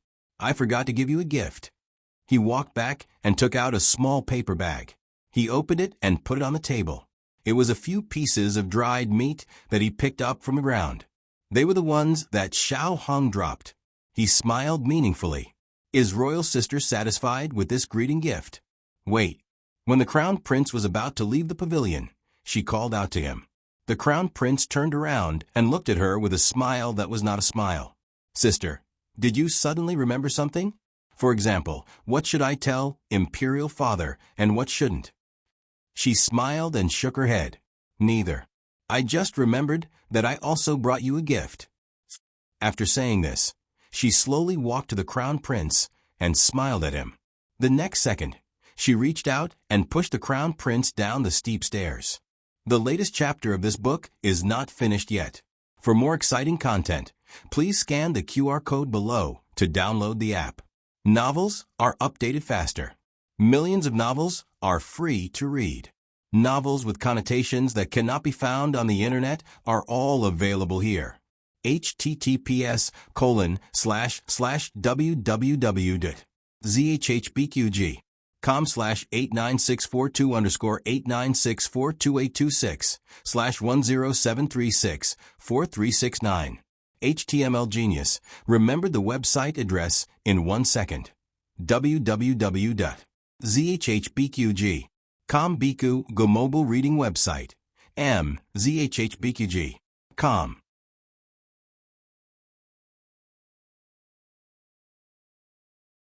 Chapter 687. The latest chapter of this book is not finished yet. Please scan the QR code below to download the app. The novel will be updated more quickly. Millions of novels will be read for free. The novels that can't be found on the internet are all available here. Falling from such a high place, even if you don't die, you will be crippled. The Crown Prince has a secret guard around him. Of course, it's impossible to let the Crown Prince get hurt. The secret guard hiding nearby used his qinggong to fly over and catch the Crown Prince. Then he launched an instinctive attack on anyone who threatens the Crown Prince. He hit the Crown Princess with his palm. The Crown Prince's face suddenly changed. Stop. However, it was too late. The palm had already hit the Crown Princess. She first hit the stone table and then fell heavily to the ground. Even the corner of her mouth overflowed with blood. Master. Not far away, a palace maid exclaimed. It turned out that the palace maid couldn't find the Crown Princess in the bedroom. Worried that the Crown Princess would cause trouble, she hurriedly came out to find her. She also informed several nearby patrolling eunuchs, so there were a total of 5 people who came. The 5 people didn't see how the Crown Prince fell, but they saw the former Crown Princess vomiting blood after being hit by the secret guard around the Crown Prince. Everyone was shocked. What is the Crown Prince doing? Why did he let the secret guard hurt the former Crown Princess? He also dismissed all the palace people around. Does he want to secretly deal with the former Crown Princess? If they didn't come, would the former Crown Princess have been killed by the Crown Prince? They thought of the attack on the Crown Princess in the imperial tomb. Could it be you? The Crown Prince looked at her coldly. Shang Guanyan, you are ruthless. That's how it is. Gu Chengfeng said to Gu Jiao. The Crown Princess lost her memory. She can't even remember her son's name. Sometimes she calls him Zhang Qing, sometimes she calls him Li Qing. I don't know how she provoked the Crown Prince in the evening and made him attack her in the imperial palace. Originally, no useful clues were found about the attack on the Crown Princess. In other words, the Crown Prince's people did it too cleanly, not leaving a trace. But now that such a thing happened, the Crown Prince's suspicion suddenly increased. Is the Crown Prince such an impatient person? The king was sitting in the imperial palace. If the Crown Prince dared to come blatantly, why did he arrange an assassination? Did the Crown Prince think that he didn't expose himself? Gu Jiao felt that something was amiss. Who are you? Gu Jiao's eyes turned cold. It's me. Su Fengxian's voice sounded. Come in. Gu Jiao took back the crabapple needles in her hand. Su Fengxian awkwardly pushed open the door and entered with a plate of fresh iced melons and fruits. She smiled and said, I just cut them. She placed the fruit platter on the table. If there's nothing else, I'll leave first. Wait. Gu Jiao stopped her. Su Fengxian turned around and said with a flattering smile, What instructions does young lord have? Gu Jiao asked, What do you think of what happened just now? Gu Chengfeng looked at Gu Jiao in surprise. Su Fengxian hurriedly waved her hand. What do you mean by that? I didn't hear a single word. Gu Jiao pulled out a small knife. Su Fengxian was so scared that her legs went soft. She used her hands to support herself on the table. I'll tell you everything. Gu Jiao cut a piece of fruit and looked at her strangely. HM? Su Fengxian looked at her small knife, and then looked at the fruit that she had cut into thin slices. She was instantly stunned. You just want to cut the melon? I thought you were going to cut me. Since she was already exposed, there was no point in hiding it. Su Fengxian used a handkerchief to wipe the cold sweat on her forehead. She laughed dryly and said, I didn't hear much. I only heard you talking about the crown princess and the crown prince. If you ask me what I think it was the crown prince who did it. Is the crown prince that stupid? Gu Jiao asked. Of course the crown prince isn't that stupid. But didn't the people in the palace see it? It was the crown prince's imperial bodyguard that injured the crown princess. Although Su Fengxian also felt that it didn't match the crown prince's usual calm temperament, facts spoke louder than words. How could it be false when they saw it with their own eyes? Gu Chengfeng touched his chin and said thoughtfully, could it be the crown princess's trick? For example, she deliberately attacked the crown prince and lured the crown prince's secret guards to defend her? He had read too many of the old chancellor's storybooks. He had almost memorized the 36 stratagems by heart. Su Fengxian shook her handkerchief. There's something you don't know. I'd rather believe that the crown prince couldn't keep his cool than the crown princess's trick. Because, when she said this, her expression suddenly became solemn. She's the proudest woman in the whole of Great Yen. The crown princess who didn't even beg for mercy when she was executed in public. Countless whips fell on her body. She was beaten until her skin and flesh were torn open in the throne room. She was watched by all the civil and military officials and suffered a death of 1,000 cuts in her spirit. Under the double destruction of her body and soul, she didn't shed a single tear. She didn't cry out that she was wronged or say that she was wronged, Father Emperor.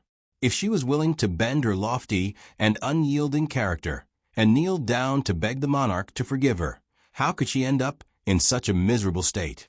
If she couldn't be the crown princess, she could at least be a princess. But she would rather be demoted to a commoner and be imprisoned forever than bow her head and show weakness. This was the crown princess. Su Fengxian sighed. How could such a crown princess use the trick of injuring herself to gain sympathy? This is a trick that she disdains to use. To let her break her lofty and unyielding character. It's more painful than killing her. Maybe you can't understand what I'm saying. Alas, I don't know what to say. In short, if she really did this, then she must have something that she wants to protect very much. It's more important than her life and dignity. Imperial Palace, in the pavilion at the southwest corner. Shangguan Yen didn't leave. She just sat on the stone bench. The little palace maid anxiously waited on her and earnestly advised her. Master, let's go back. You're injured, at least go back and lie down. In a while, someone will come to you to investigate the situation. Shangguan Yen didn't speak. The little palace maid was anxious. Then go back and eat first, okay? Shangguan Yen still didn't speak. The little palace maid scratched her ears and scratched her cheeks. She didn't know what to do. Okay, I'll go and bring the food. Master, wait here for a while. The little palace maid went back to the bedroom to get the food. Shangguan Yen sat quietly in the pavilion, looking at the direction of Fengqi Palace and also the direction of the Xianyuan family. The night wind brought a hint of coolness, blowing her hair.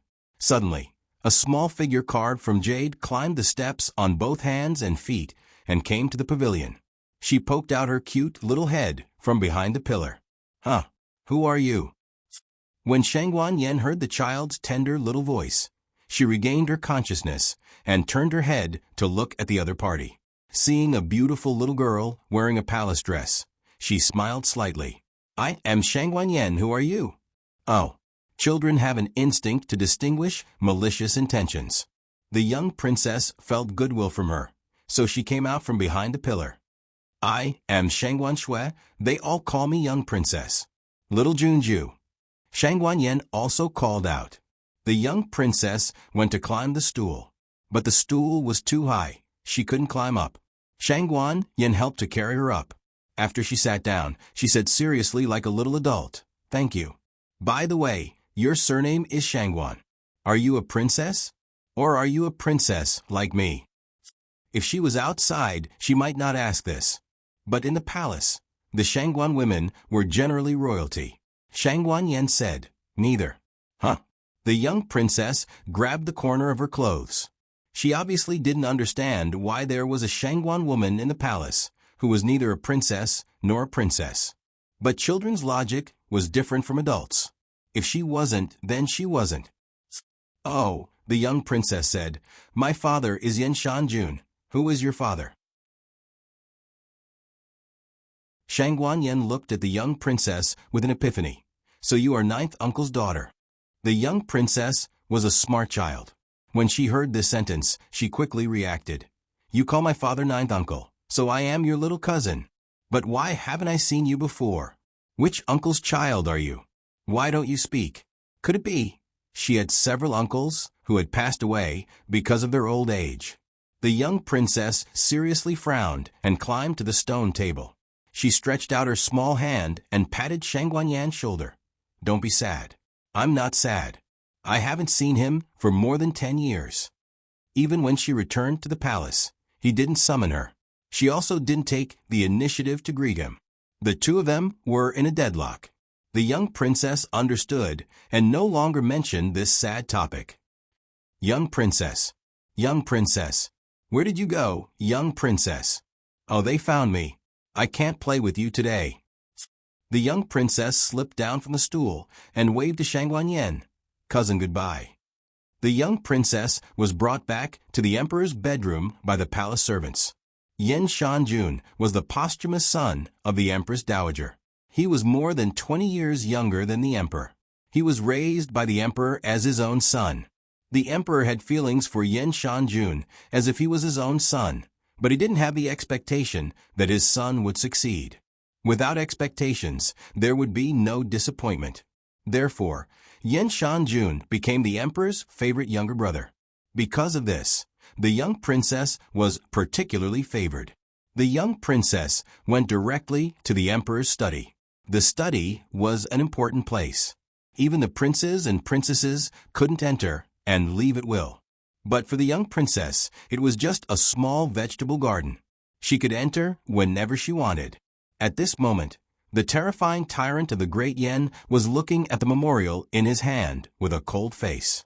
When he saw the little fellow come in, his face slightly relaxed, but in fact it was still very scary. It's just that the young princess didn't feel this kind of horror. "Where did you go today?" the emperor asked the young princess. "Uncle, your majesty."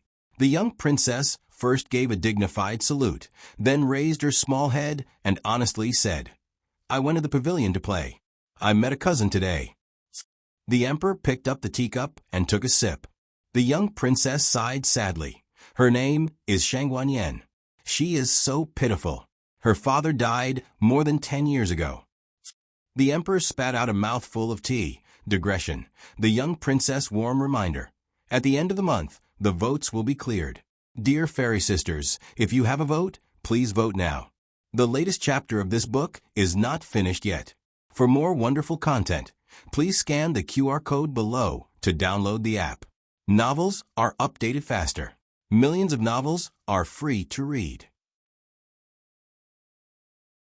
Novels with connotations that can't be found on the internet are available here.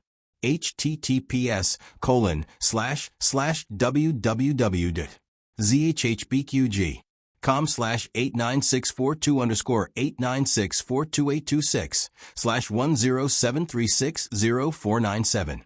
HTML Genius memorized this site's address. www.zhbqg.com Biku Go Mobile Reading Website. zhbqg.com.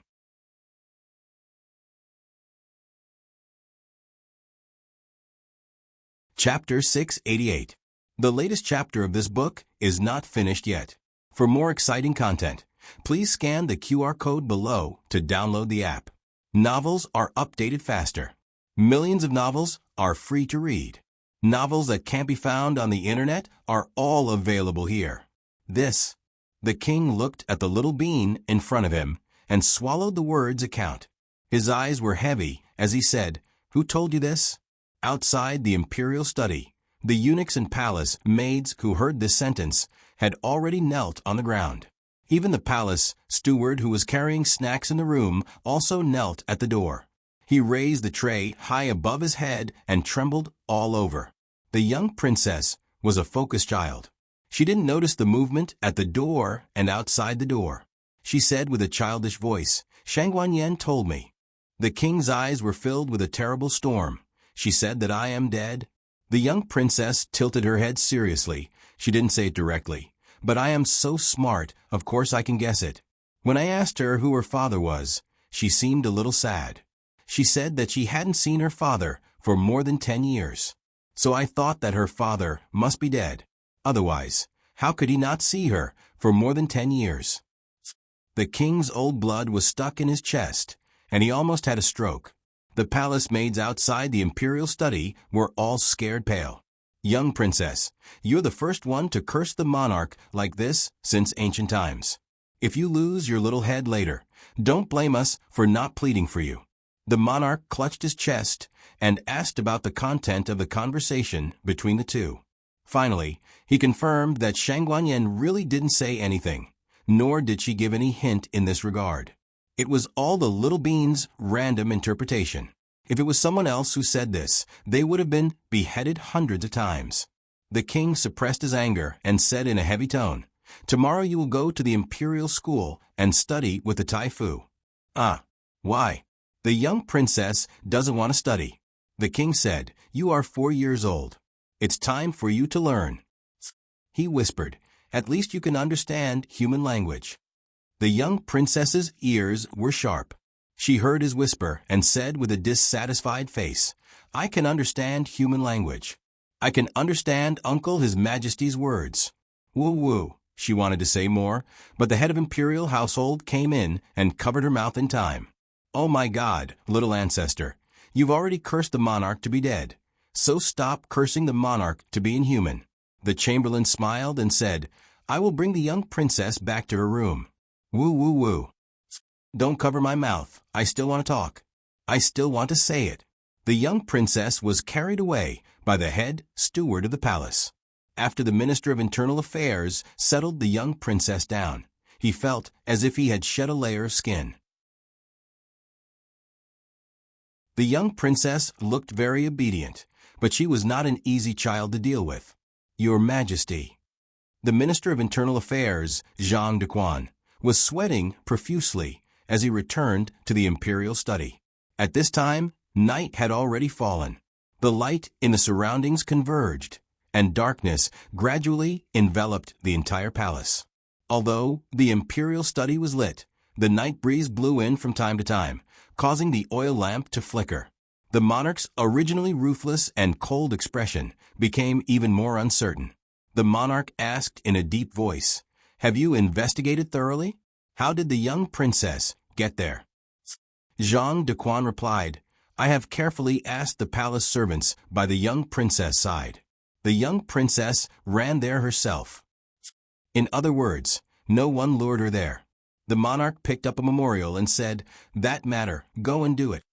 Zhang Dequan understood and bowed respectfully. "Yes, I have received the order." That night, the secret guard by the crown prince's side, who had injured the former crown princess, was executed. The crown prince's hundreds of embroidered uniform guards were taken away in the night, locked up in the dungeon, and tortured. There were 3 questions to be asked. First, was the crown prince related to the assassination of the deposed crown princess? Second, was the crown prince related to the destruction of the imperial mausoleum? Third, was the crown prince related to the crown princess' amnesia? In the study of the crown prince's residence, the crown prince's expression was very cold. I really did not expect that she would give me such a big show of strength as soon as she arrived. Nan Gongli agreed and said, "This does not seem like the deposed crown princess's way of doing things." The deposed crown princess's background was too high. All schemes and machinations were like floating clouds in the face of absolute power. She disdained to play tricks with others. After thinking for a moment, Nan Gongli said, "But people change. In addition, she has experienced so many things. She has concealed her strength and bided her time in the imperial mausoleum for many years. Perhaps she is no longer the deposed crown princess we know." The crown prince's gaze was deep as he snorted coldly. "I have not seen you for many years. You have really made me see you in a new light. Nan Gongli said, I think that your Majesty's actions are not for the sake of the deposed Crown Princess. The Crown Prince sighed helplessly. I understand. Father is just being paranoid. The monarch was naturally paranoid. Rather than saying that he was worried that the Crown Prince would bully the deposed Crown Princess, it was better to say that he was warning the Crown Prince not to have any thoughts of rebellion. The Crown Prince stood up and walked to the window. Looking at the crescent moon in the sky, he said, I am loyal to Father. How could I have any thoughts of rebellion? Nan Gongli walked to the Crown Prince's side. It is not only for the Crown Prince to see, but also for all the princes and civil and military officials. After all, His Majesty does not wish for a second Xianyuan family to appear. Thinking of the events of the past, the Crown Prince was silent for a moment. Nan Gongli asked worriedly, Zhang Dequan won't be able to get anything out of the interrogation, right? The Crown Prince smiled coldly. I really hope that he can get something out of the interrogation. I am also very confused. How was the bridge broken? How was the Imperial Mausoleum destroyed? How did the Crown Princess lose her memory? Amnesia.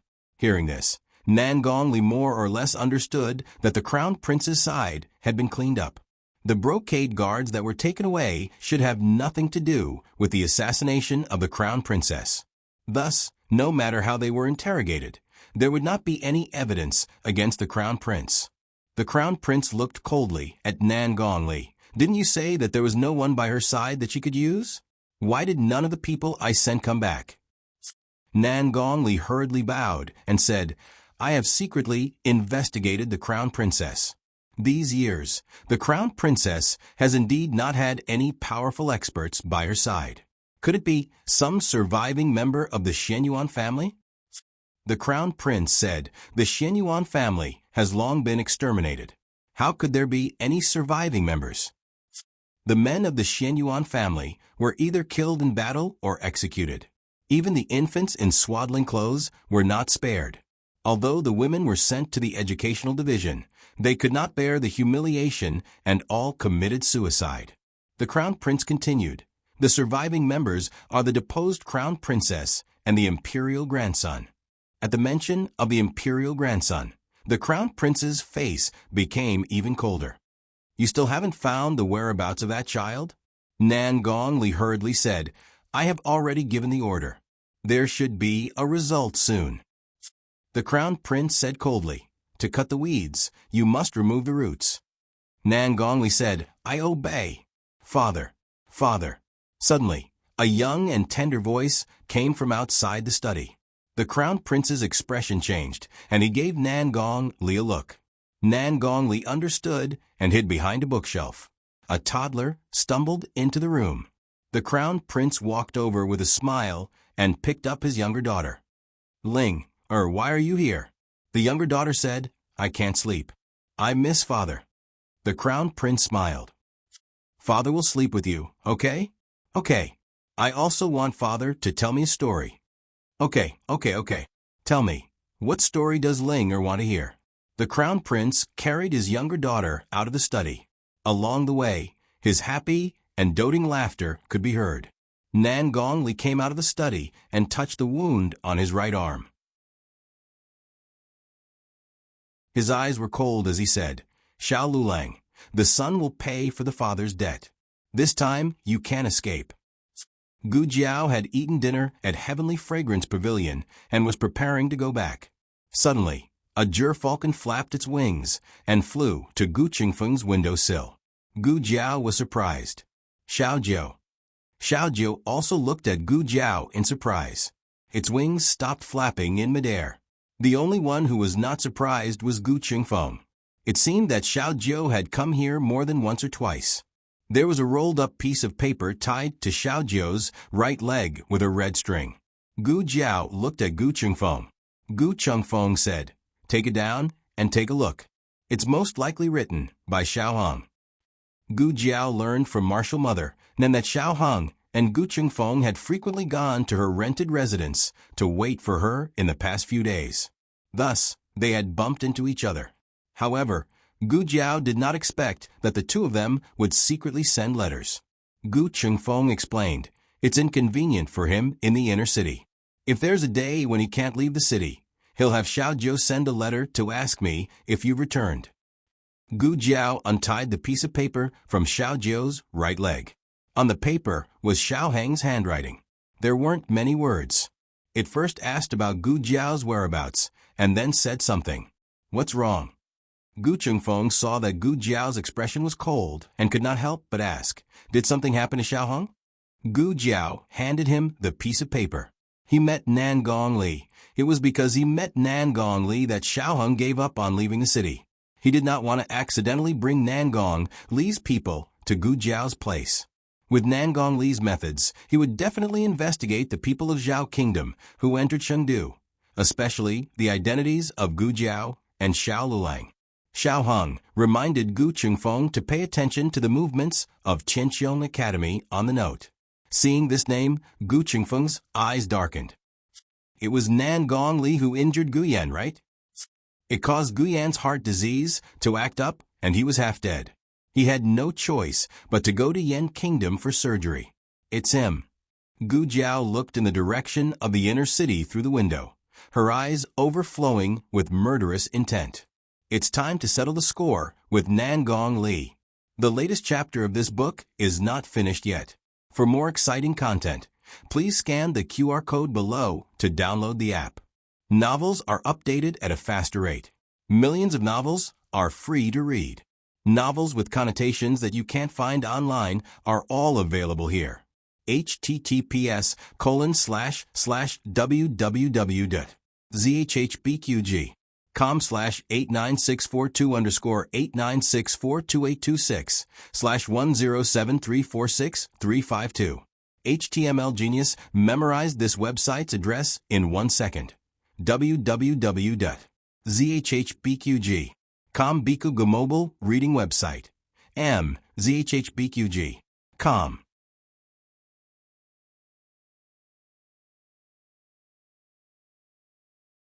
Chapter 689. The latest chapter of this book is not finished yet. For more exciting content, please scan the QR code below to download the app. Novels are updated faster. Millions of novels are free to read. Novels that can't be found online are all available here. When Nan Gong Li returned to his residence, he immediately called his trusted bodyguard over and asked him about the progress of the investigation. The bodyguard said with a troubled expression, "General, there are too many places to investigate. It's only been a day. Even if we go to the Ministry of Revenue to investigate the household registration, it will take several days, right?" This was the truth. Investigating a person's information was not that simple. Although the household registration of the country and the household registration of foreigners were recorded separately, the problem was that there were many foreigners.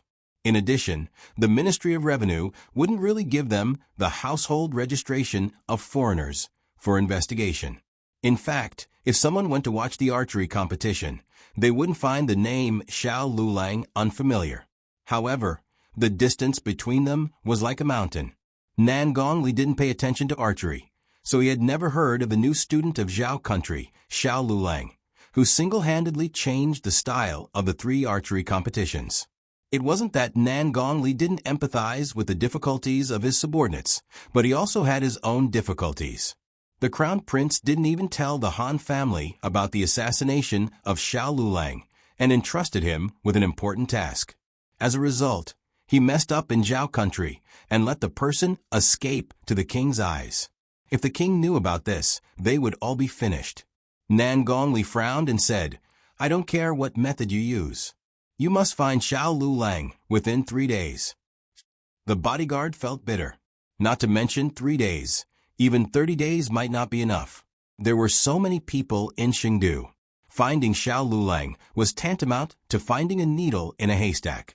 The bodyguard sighed, "It would be good if we had people in the Ministry of Revenue." The Minister of Revenue was a member of the Wang family. He had never interacted much with the Nangong family. The Wang family was a true century-old prosperous family. The strength of the family was above the Han family.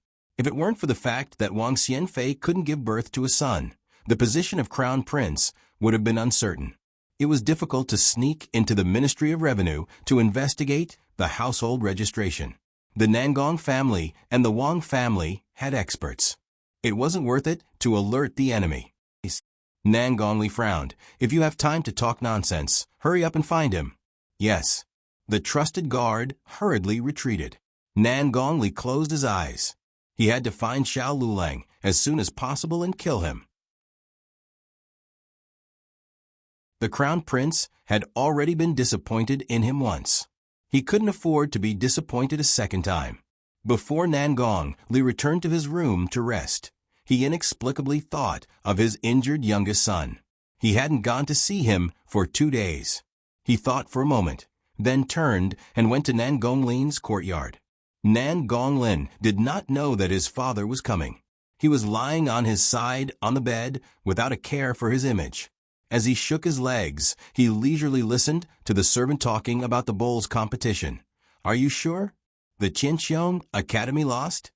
The page boy smiled and said, Yes, yes. Little young master, I went to see for myself. He lost so miserably. Nangonglin patted his thigh gloatingly. A bunch of people who overestimate themselves. Don't you know who opened Jia Nan Academy? That's the Academy of the Imperial Preceptor Palace. The page boy said flatteringly, Little young master is right. Nangonglin plucked a grape from the tray held by the maidservant kneeling beside the bed and threw it into his mouth. By the way, how angry was that Xiao Lulang? The page boy said he didn't go. Nangonglin frowned. What do you mean? The page boy explained. It means that he didn't go. That day, even Mu Chuan, who had just recovered from his injuries, went on stage, but Xiao Lulang didn't appear from beginning to end. I asked around later, and it seems that Xiao Lulang is sick. He's very sick and can't come to the competition. Nangonglin laughed heartily. Serves him right. Xiao Lulang has such a day. Isn't that so, master? The page boy was halfway through his words when he suddenly saw Nangongli standing at the door. He was so scared that his face turned pale, and he bent down. Father. Nangonglin hurriedly put away his bad manners, sat up properly, and waved at the maidservant beside him without batting an eyelid. The maidservant put away the fruit tray, stood up, and bowed to Nangongli, master. Nangongli thought of his son's frivolous appearance just now, and his heart was filled with anger. However, he still saved his son's face in front of the servants. All of you leave. Yes. The page boy and maidservant hurriedly walked out, and the page boy did not forget to close the door for the two of them. Nangonglin asked, Father, it's so late, why are you here? Nangongli glanced at him coldly. You're recuperating at home, so you don't go to the academy. Is this how you look when you're recuperating? Nangonglin rubbed his sleeves guiltily. I'm stretching my muscles and bones. The most infuriating thing was not to catch a child making a mistake, but to deny it even after catching him. Nangongli really wanted to slap him. He raised his hand, and Nangonglin was so scared that he quickly covered his head with his hands. When Nangongli saw the scar on his wrist, he suppressed his anger and put down his hand. Get back to the academy tomorrow. Oh. Nangonglin reluctantly agreed. Nangongli shouted sternly, What's with your attitude? Nangonglin was so scared that he trembled. He hurriedly said, I'll go. I'll go. I'll definitely go. Nangongli asked, I just heard you mention a name, Xiao Lulang. Who is this person? Oh, him, a person from a lower country. Nangonglin did not tell the truth about his injury to his family. First, his father did not allow him to cheat. Second, it was fine if he cheated, but he also fell down. It was so embarrassing. Therefore, everyone in the family thought it was just an accident, and did not deliberately ask about any of the bowlers on the field. Nangongli's eyes were slightly cold. Which lower country? Nangonglin thought for a while. It seems to be Zhao country or Zhao country. I don't remember. Nangongli slowly clenched his fist. Newcomers? Nangonglin nodded. Yes. Which academy? Nan Gongli asked. Nan Gonglin said, Qinqiang Academy. They entered the last round, but they were beaten by Jianan Academy. Qinqiang Academy, Xiao Lulang, a person from a lower country. It was really a case of wearing out iron shoes in a fruitless search, but finding it without any effort. Xiao Lulang, your death date has arrived. Gu Jiao returned to the house. It was very late. Madame Nan was embroidering in the central room, waiting for her. Madame Nan was not only bad at cooking, but she was also very stupid at embroidery. However, she was now a mother. Although she was just an adoptive mother and Madame Nan, she still decided to learn these things as soon as possible. Jiao Jiao, you're back. She put down the embroidery in her hands. You haven't eaten yet, right? Gu Jiao said, I've eaten. Madame Nan, you should rest early. I'll go to sleep after I'm done with this. What do you think of my embroidery? Madame Nan showed the results of her night's work to Gu Jiao. To be honest, Gu Jiao hadn't seen an embroidery artist who could compete with her great-aunt in a long time.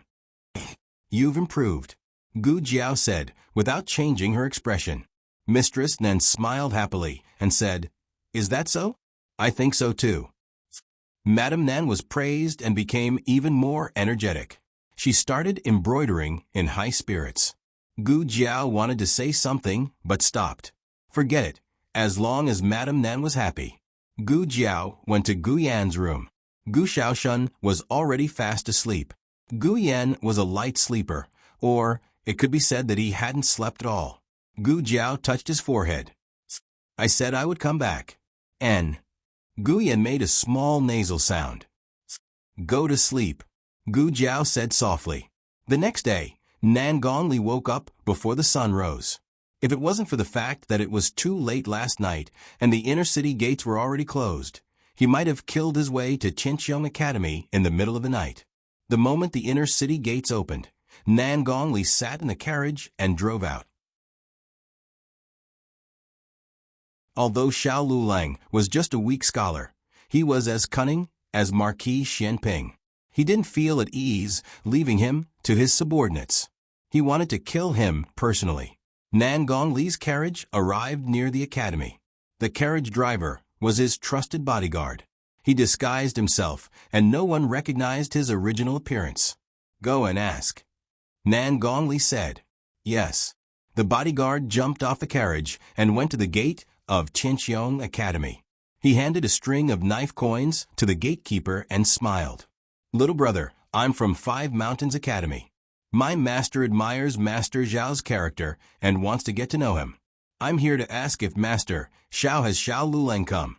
The gatekeeper took the knife coins and said, Master Xiao won't come to the academy today. You've come for nothing. The bodyguard was slightly stunned. He then asked with a smile, Can I ask where he went? The gatekeeper said, He went to the palace to see the king. The bodyguard was shocked. What? See the king? Is this true? On the carriage, Nan Gongli frowned when he heard the bodyguard's report. Why would he go to see the king? The monarch wouldn't just casually meet a subordinate. The bodyguard said, The gatekeeper said that they lost because of the shooting competition. However, Jianan Academy exchanged rewards with them. Jianan Academy took 10,000 taels of gold, and they were qualified to enter the palace to see the king. If Xiao Lulang went somewhere else, Nan Gongli could wait for him to come back. However, Xiao Lulang went to the palace to see the king. Nan Gongli gritted his teeth. We can't let him see the king. Return to the inner city. On a luxurious carriage heading to the inner city, except for Mu Qingqian, the other 4 members of the shooting competition from Qinqiang Academy were all there. Mu Chuan touched his aching head and asked strangely, Lulang, didn't you say you didn't want to enter the palace? Why did you change your mind? Gu Jiao smiled evilly. I thought about it. It's not bad to enter the palace. Nan Gongli, if you want to kill me, come to the palace. The latest chapter of this book is not finished yet.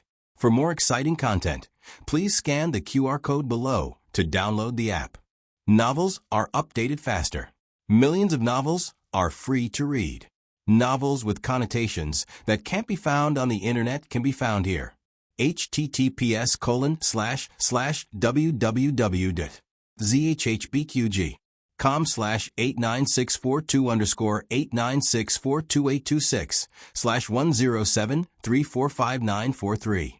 HTML Genius memorized the website address in 1 second. www.zhbqg.com Biku Pavilion Mobile Reading Website. zhbqg.com.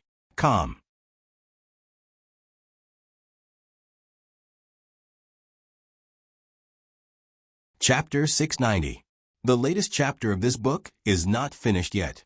For more exciting content, please scan the QR code below to download the app. Novels are updated even faster. Millions of novels are free to read. Novels with content that cannot be found online are all available here. On the carriage, the trusted guard advised Nan Gong Li, General. That is the imperial palace. We cannot act rashly. Let's do it another day, or wait for him to come out. Nan Gong Li snorted coldly. Wait for him to come out? You don't know who he is going to see today? The trusted guard said, I know, Your Majesty. Nan Gong Li said snappily, if Xiao Lulang reveals to the emperor that we have been chasing after him all these years, you and I will not live to see tomorrow morning. The trusted guard said, the emperor may not believe him. Nan Gong Li said coldly, what if he believes? In this world, anyone's mind can be guessed, except for our great Yan's emperor. You will never be able to guess what he is thinking. His actions are strange, and he does not have any rules. If you say he is tyrannical, he will not care about a wild child from the countryside peeing on his shoes. This sounds unbelievable, but I have seen it with my own eyes. The trusted guard was dumbfounded. Nan Gong Li continued, if you think the emperor is merciful to children because of this, then he has personally ordered the death of a cowherd boy. The trusted guard was completely speechless. There were many rumors about the emperor, but they were all hearsay after all. He did not dare to believe them all. He did not expect his general to have seen the emperor's crazy actions with his own eyes. No wonder there was another name for the emperor. Crazy Emperor. Nan Gong Li said, now you understand that I cannot take this risk, right?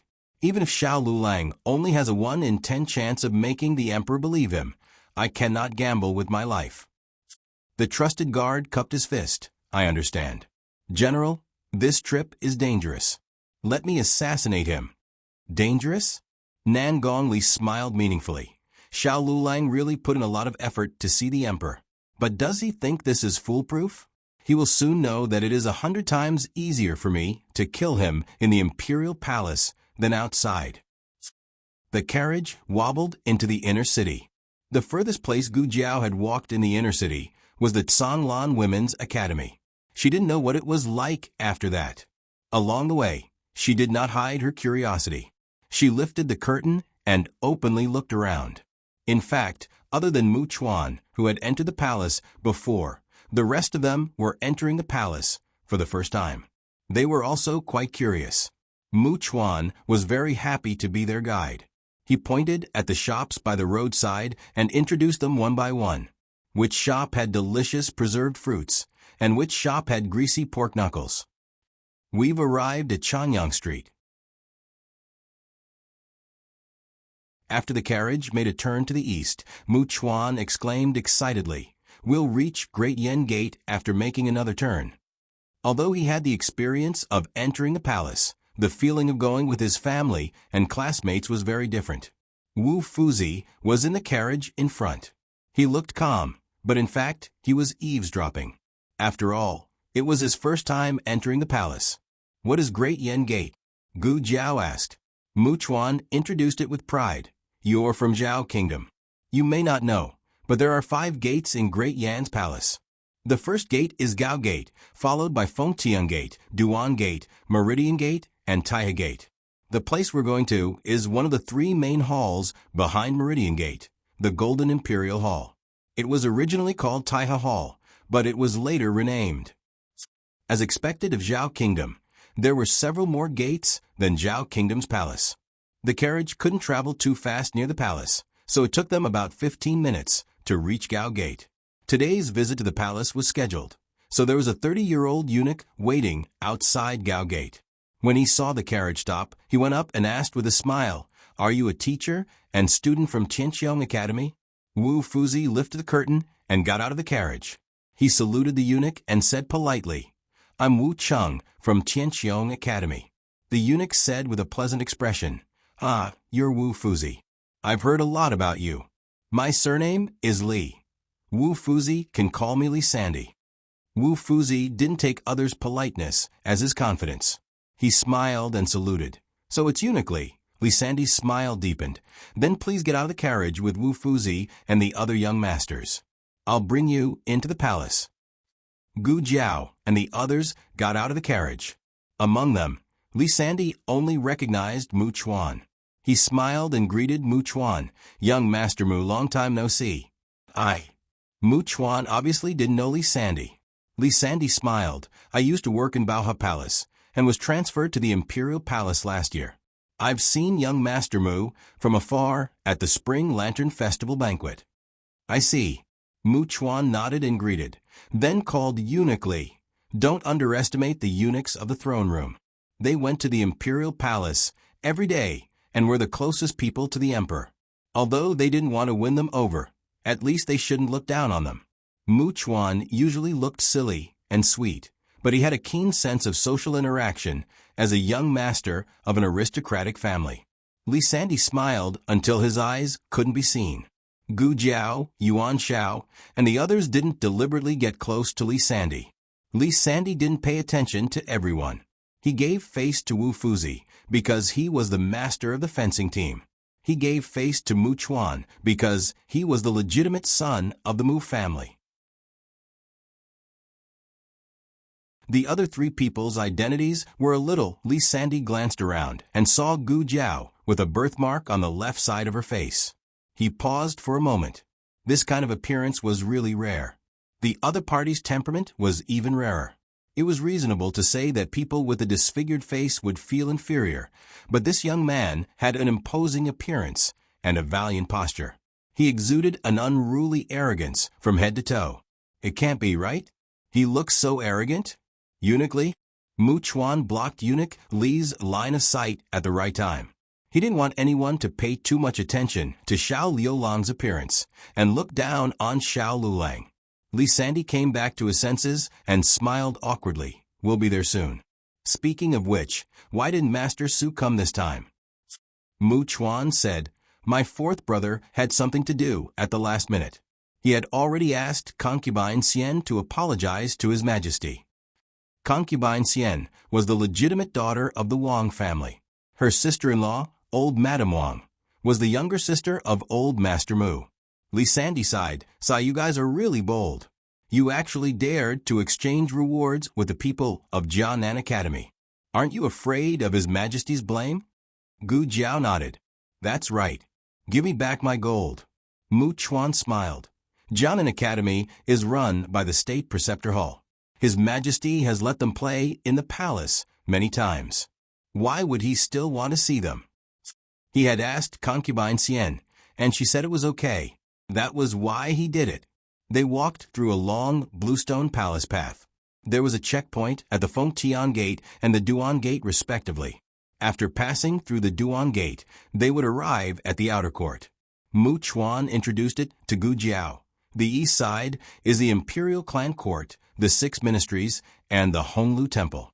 In the early years, the Imperial Astronomer was also here. After the State Preceptor Hall was built, the Imperial Astronomer moved away. The west side is the Supreme Court and the 4 rearguard commanderies, front, back, left, and right. As they spoke, they arrived at the Meridian Gate. The checkpoint at the Meridian Gate was obviously stricter than the previous 3 gates. If Li Sandy had not stopped them, Gu Jiao and the others would have been searched. "It's to prevent us from bringing weapons," Mu Chuan explained softly. This trip was really long. Fortunately, they finally entered the Meridian Gate. The majestic throne room came into view. It was like a lion king under the sky, exuding a solemn aura. Mu Chuan thought they were going to the throne room, but Li Sandy brought them to the Zhanghe Hall at the back. Li Sandy smiled and said, "His Majesty is still in the morning court." I'll take you to the side hall to wait. The group arrived at the side hall of the Zhanghe Hall. Li Sandy ordered the servants to serve fresh lychees and snacks. Li Sandy probably understood that his presence would make them feel uncomfortable, so he thoughtfully stood guard at the door of the side hall. Other than Gu Jiao, the others in the room began to feel excited or nervous. We're going to meet His Majesty. Wu Fuzi raised his teacup, his hands trembling. Zhao Wei and Yuan Zhao's hands did not tremble, but their legs did. Mu Chuan was excited. He was finally going to meet His Majesty. Although he had been to the palace, he had only met the concubines in the palace. Otherwise, he had seen His Majesty from afar during the palace banquet. He had never been summoned by His Majesty face to face. He felt that he could brag about it for the rest of his life. Gu Jiao was a little absent-minded. Was Nan Gongli stupid? Or did he not have the guts to come to the palace? If he did not act now, they would have to go back after meeting His Majesty. Gu Jiao stood up. Mu Chuan asked, "What are you doing?" Gu Jiao nodded and said, "I'm going to the washroom." "Do you want me to go with you?" Mu Chuan asked considerately. Gu Jiao glanced at him and said, "No need." Mu Chuan said, "Let me go with you. It's your first time in the palace." Gu Jiao said, "Are you going to help me, or what?" Mu Chuan suddenly choked. Gu Jiao stepped out of the door and asked the palace maid in the corridor where the washroom was. The palace maid pointed the way. Gu Jiao walked out of the side hall and walked toward the washroom. When she passed by a small garden, a palace maid walked towards her in a hurry. The palace maid did not look where she was going and bumped into Gu Jiao. Gu Jiao was as steady as a rock and did not move at all. Instead, she bumped into herself and fell to the ground. A few gold ingots fell out of her arms, and she hurriedly grabbed them. At first, she quickly looked at Gu Jiao and lowered her head with a guilty conscience. She hid the gold ingots behind her back and said, I'm sorry." "It's okay," Gu Jiao said. She bowed to Gu Jiao and then ran away without looking back. Stealing from the palace? With Gu Jiao's temperament, she naturally would not care about this kind of thing. Gu Jiao continued to walk forward. When she was about to reach the washroom, an unfamiliar young eunuch caught up with her and asked, "In front, is young Master Xiao in front?" Gu Jiao stopped and looked at him indifferently. "I am." "Who are you?" The young eunuch bent down and put his hands on his thighs. He said breathlessly, "I am Little Deng. His Majesty summoned." "Eunuch," Li brought the others.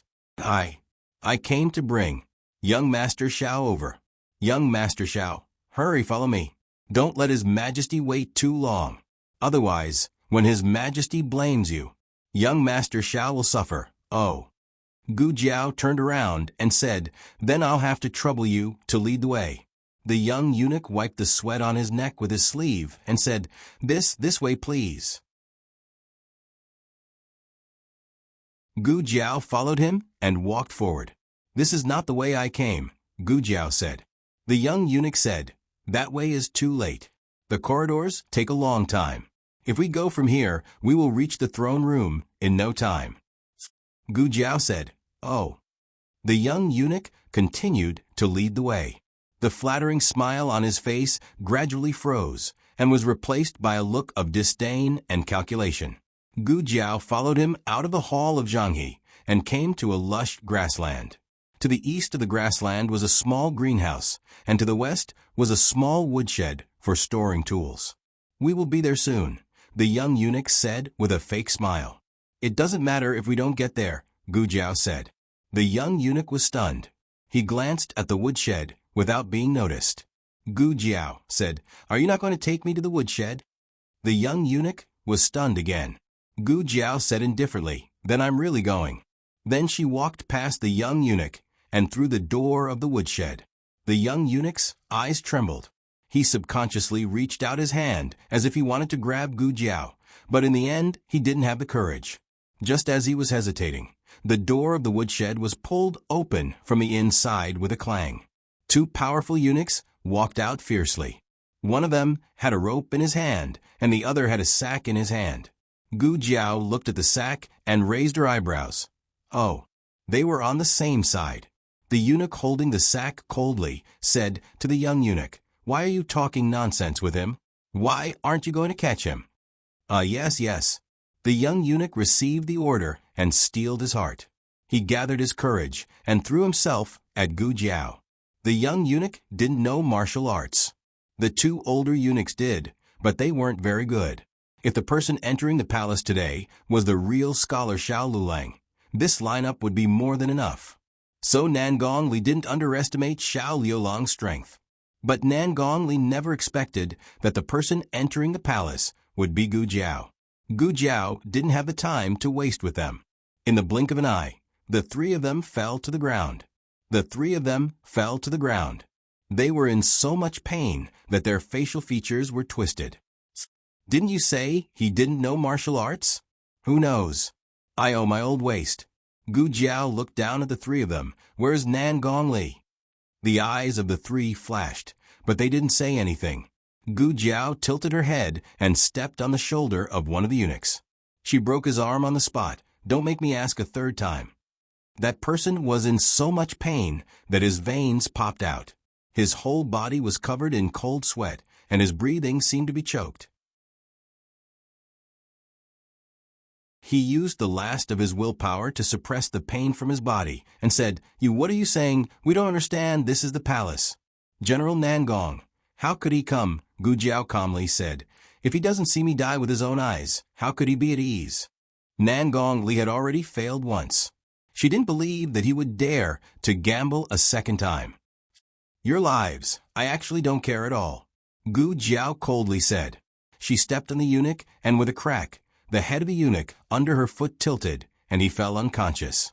The remaining two eunuchs were scared silly. What kind of situation was this? Did this brat kill old Xiao? What happened to the weak scholar? Gu Jiao looked at the younger eunuch and the older eunuch. Out of the three of you, only one can live. Which one of you said it? I said it. I said it. I said it. The two of them said it in unison. I said it first. The younger eunuch took advantage of his young age and reacted quickly. He opened his mouth and said, General Nangong is here, Xiao. A hidden weapon flew through the air. The sound was extremely loud, and its speed was very fast. It went straight for Gu Jiao's neck. Gu Jiao's ears moved. She turned her finger and shot out a Tanghua needle. The Tanghua needle hit the hidden weapon, and it hit a tree branch not far away. So it was just a stone. Gu Jiao indifferently moved her foot and turned around. Her cold eyes looked in the direction the hidden weapon came from. Unsurprisingly, she saw Nan Gongli using his qin gong to fly over. Nan Gongli lost an arm, and his right sleeve was empty. However, even if he used his left hand, if Gu Jiao was hit by that attack, she would not feel good. Gu Jiao faced the famous general of Great Yen country, and her aura was not weak at all. The two of them were one zhang apart. She fearlessly walked forward a few steps and said with a smile that was not a smile, Long time no see, General Nangong. Nangong Li's eyes tightened. You are not Xiao Lulang. Who are you? Gu Jiao had seen Nangong Li twice. Both times, he was in the dark and never showed himself. Gu Jiao crossed her hands and walked towards him. Isn't General Nangong investigating me? Could it be that you still can't guess who I am? She used her own voice. It was a woman. Nangong Li's pupils suddenly shrank. You are Gu Jiao. Nangong Li's entire person was unwell. He had chased after Xiao Lulang for so long, but in the end, it was this girl from the countryside. Nangong Li had investigated Xiao Hung and knew that he faked his death to leave the capital. He used Xiao Liulang's identity to hide his identity and return to the capital. At that time, he had brought a girl from the countryside with him. Her name was Gu Jiao. It was said that she was the daughter of a marquis. Nangong Li did not care. He was a general of great country. He did not even put the emperor of Zhao country in his eyes, let alone a daughter of a marquis. Therefore, he had never investigated Gu Jiao. The one who entered the palace was Gu Jiao, not Xiao Lulang. Then why would he chase after her? The risk was very high. Nangong Li turned around and left. You want to leave? Gu Jiao shot out a Tang Hua needle. Nan Gong Li felt a chill on his back. He hurriedly flew up and stepped on a tree trunk. He flipped over and avoided the attack. You're crazy. After Nan Gong Li landed and steadied himself, he angrily looked at Gu Jiao. Do you want to die with me? In a moment, when His Majesty finds out that I trespassed into the palace, I will expose the fact that you are an impostor. You don't think that your end will be better than mine. Gu Jiao raised her hand and broke off a long branch from the top of her head. Using the branch as a spear, she coldly pointed at him. Who wants to die with you? If I kill you, then no one will know that I am an impostor. Nan Gong Li suspected that he had misheard. What did this girl say? Kill him? In the palace? Where did she get the confidence to think that she could kill him?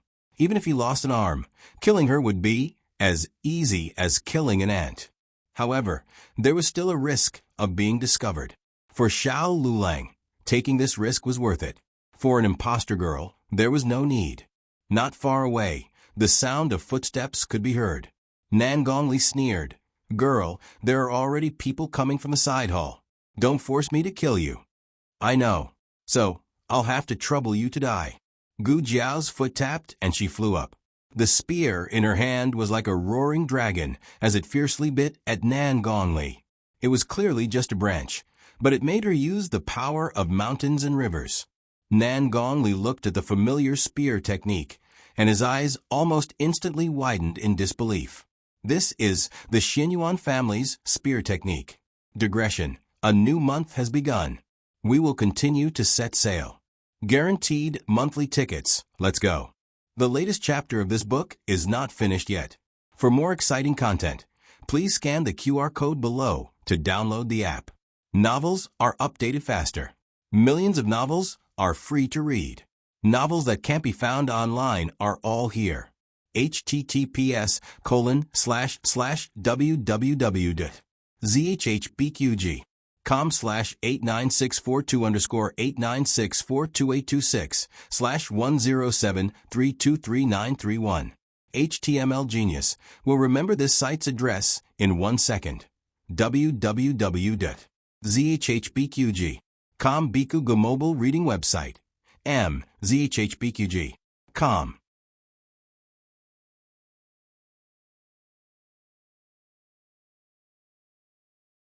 Chapter 691. The latest chapter of this book is not finished yet. For more exciting content, please scan the QR code below to download the app. Novels are updated faster. Millions of novels are free to read. Novels that can't be found online are all available here. Ah Chung, what were you practicing just now? It's the Xinyuan family's spear technique. My father created it himself. There are 7 styles in total. Do you want to learn it? That's inappropriate. After all, it's the Xinyuan family's spear technique. How can I, a member of the Nan Gong family, learn it privately? What's inappropriate about it? To go to war and kill the enemy. The Yen Kingdom will have an extra layer of protection if we have a strong general. Xinyuan Cheng had taught him this set of spear techniques without reservation. He treated it as a treasure and was so excited that he couldn't sleep for days. He still remembered how Xinyuan Cheng had taught him, so he couldn't be mistaken. This girl was using the Xinyuan family's spear technique. But this was too strange. How could a girl from a lower country know the Xinyuan family's spear technique? If it was Xiao Lulang who knew it, he would be shocked, but at least there was some evidence. After all, Xiao Lulang and the Xinyuan family were inextricably linked. Once the Xinyuan family appeared, all ghosts would submit. This meant that even the ghosts of purgatory were afraid of the Xinyuan family. How could the living be their opponent? Nan Gong Li clearly understood that this girl was still wet behind the ears. So what if she used the Xinyuan family's spear technique? It wasn't the real Xinyuan family. But Nan Gong Li's heart instinctively surged with fear. He was distracted. And in this distraction, the spear pierced his right thigh. After all, it wasn't a real spear, so it didn't pierce through him. But even so, his thigh was severely paralyzed. The boy's gaze was like a knife, and his murderous aura was like a wolf. In an instant, Nan Gong Li felt a familiar fighting spirit. It was the blood of the Xin Yuan family. Nan Gongli almost forgot to counterattack until he regained his senses and felt a sharp pain in his thigh. He used his sword to deflect Gu Jiao's spear. If it was said that he still had a trace of a fluke and thought that this girl was not using the real Xin Yuan spear art, then he was completely sure now. But that was even stranger, wasn't it? The people of the Xin Yuan family were all dead. Who did this girl steal the spear technique from? It couldn't be that this lass had snuck into the Nangong residence and was hiding beside him, secretly watching him practice martial arts, right? No, he hadn't practiced the Xin Yuan family's spear techniques for more than 10 years. It wasn't that he didn't want to learn it, nor was it that the Xin Yuan family's spear techniques weren't powerful enough. It was precisely because they were too powerful that very few people other than the Xin Yuan family could learn them. This spear technique had extremely high requirements for speed and strength, but it didn't have high requirements for inner strength. People with strong inner strength would often unconsciously use inner strength when making a move, but this spear technique created by Xin Yuan required the practitioner to store all of their inner strength into their dantian. Collecting is always harder than letting go. If he was not careful, his dantian would be damaged. Apart from the group of perverts from the Xin Yuan family, no normal person would be able to endure the pain of having their dantian filled with inner strength. This was also the reason why he had given up on this spear technique back then. He had once lamented that Xin Yuan Cheng had done it on purpose. The reason why he had generously taught him the spear technique was because he would not be able to learn it no matter what. But how did a little girl learn it? Nan Gongli's mind was in a mess. Today's events had happened one after another, all of them exceeding his expectations. Second move. Gu Jiao spun around. Her long spear was like a knife, bringing with it a domineering aura as it fiercely chopped towards Nan Gongli. If this was a real long spear, Nan Gongli did not doubt that he would have been cut in half by this little girl. What a vicious little girl. Nan Gongli chopped off Gu Jiao's spearhead with one slash. Anyway, it wasn't a real red, tasseled spear. Even if you cut off a part of it, I still have a large part. If there was no spearhead, then it would be a spearhead. Furthermore, Nan Gongli realized that he had been tricked after cutting it. This little girl wasn't here to take his life. She had purposely moved the branch by an inch, causing it to be uneven even though he had shaved off a part of it. He had shaved off a spearhead for her. Gu Jiao looked at her weapon with satisfaction, the corners of her lips curling up as she said, "Now it's not round and blunt anymore." Nan Gongli fiercely choked, Is this how you use the Xin Yuan family's spear techniques? Meet ghosts kill ghosts. Meet gods kill gods. Meet gods kill gods. How can you use it so indecently? The sound of footsteps came closer and closer. It seems that I have to end this battle as soon as possible. The shock that this little girl brought to him was over. Now he had to use his full strength to fight. Nan Gongli coldly snorted. The last time I used my full strength was when I fought with Xin Yuan Cheng. Little girl, Gu Jiao interrupted him. Nonsense. When you were chased by Chang Jing, when did you not use your full strength? If you didn't use your full strength, how could you escape? Nan Gongli staggered and almost fell. Little girl, a soldier can be killed, but not humiliated. Don't I want my face? No, using all his strength to escape and using all his strength to kill were two different things. Chang Jing had cut off his arm because he had underestimated her. If they really stood on the stage, he wouldn't lose to Chang Jing. After he was injured, he couldn't fight Chang Jing head-on. Die, little girl. I don't care who you are or why you obtained this spear technique. Today you will die under this general's sword. Nan Gongli's body exploded with a terrifying killing intent. It wasn't like this little girl was the only one who knew the Xin Yuan family's martial arts. He also knew it. He learned the Xin Yuan family's inner strength and sword techniques. Now, he would let this little girl see what true strength was. Nan Gongli's inner strength was like an invisible giant whirlpool, sweeping up all the dust and leaves on the ground. He gathered his inner strength in his left hand and pointed his sword at the sky. The sword energy was like a rainbow as it fiercely chopped down at Gu Jiao. Poochie. It was the sound of a sharp blade entering a body. Nan Gong Li's lips curled up in satisfaction. But halfway through, his smile froze. His sword had indeed pierced through Gu Jiao, but it had only pierced through her clothes. That sound just now was her spear piercing through his body. Nan Gong Li's eyes widened in disbelief. What just happened? How did this little girl do it? Gu Jiao kicked his chest. His body was pulled out from the spear and heavily flew out. Gu Jiao rubbed her wrist and said with some dissatisfaction, "It's my first time using this spear technique to kill someone, so I'm not very familiar with it. It took me so many stabs to finally hit you." Nan Gongli fell to the ground and suddenly spat out a mouthful of blood. It wasn't from injury, but from anger. 3 moves. Under this little girl's spear technique, he actually only lasted 3 moves. And this little girl was actually still not satisfied. Blood rapidly flowed out and there was a pool of blood below him. She didn't know why, but this scene felt familiar to Gu Jiao. It was as if in some dream there was also someone who fell in a pool of blood like this. Gu Jiao tilted her head in a strange manner, trying to find the familiar scene that flashed through her mind. She walked step by step towards Nan Gongli. Nan Gongli's life was rapidly flowing away, and his consciousness began to blur. In a daze, he seemed to see Xianyuan Cheng holding a red tasseled spear and walking towards him with a cold expression. "Nan Gongli, I trusted you so much, but you shot me in the back. You also have a day like this?" "Sigh, Nan Gongli, I don't like Prince Jing, and I don't want him to be my brother-in-law. Why don't you marry my sister?" "Sigh, why did you lose again? You're a big man, and you can't beat my sister." "Nan Gongli, hang in there. We'll reach the medical hall soon. Who told you to pounce on me just now? I can dodge it myself. Come here. He will be your playmate from now on. His name is Nan Gongli. Can he take a beating? If not, I don't want him." Nan Gongli slowly closed his eyes that were filled with blood. It was said that before a person died, they would see the person they cared about the most and think of the things they cared about the most.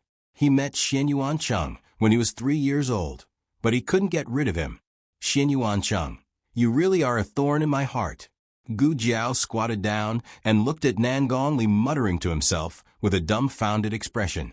Nan Gongli looked at the blurry shadow in front of him with a pale face. The shadow gradually overlapped with the figure in his mind, forming the appearance of a young Xianyuan Cheng.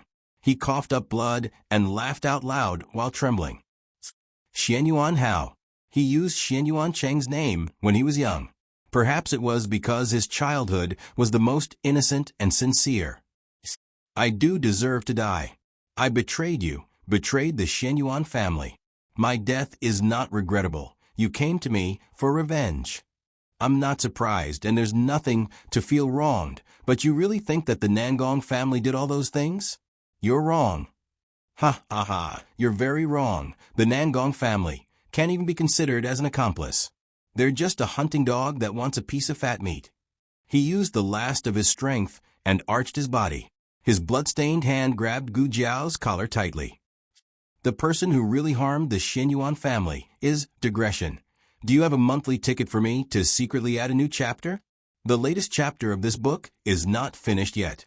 For more exciting content, please scan the QR code below to download the app. Novels are updated faster. Millions of novels are free to read. Novels that can't be found online are all available here. https://www.zhbqg.com/89642_8964286/107321063. HTML Genius memorized this website's address in 1 second. www.zhbqg.com Bikugo mobile reading website. zhbqg.com.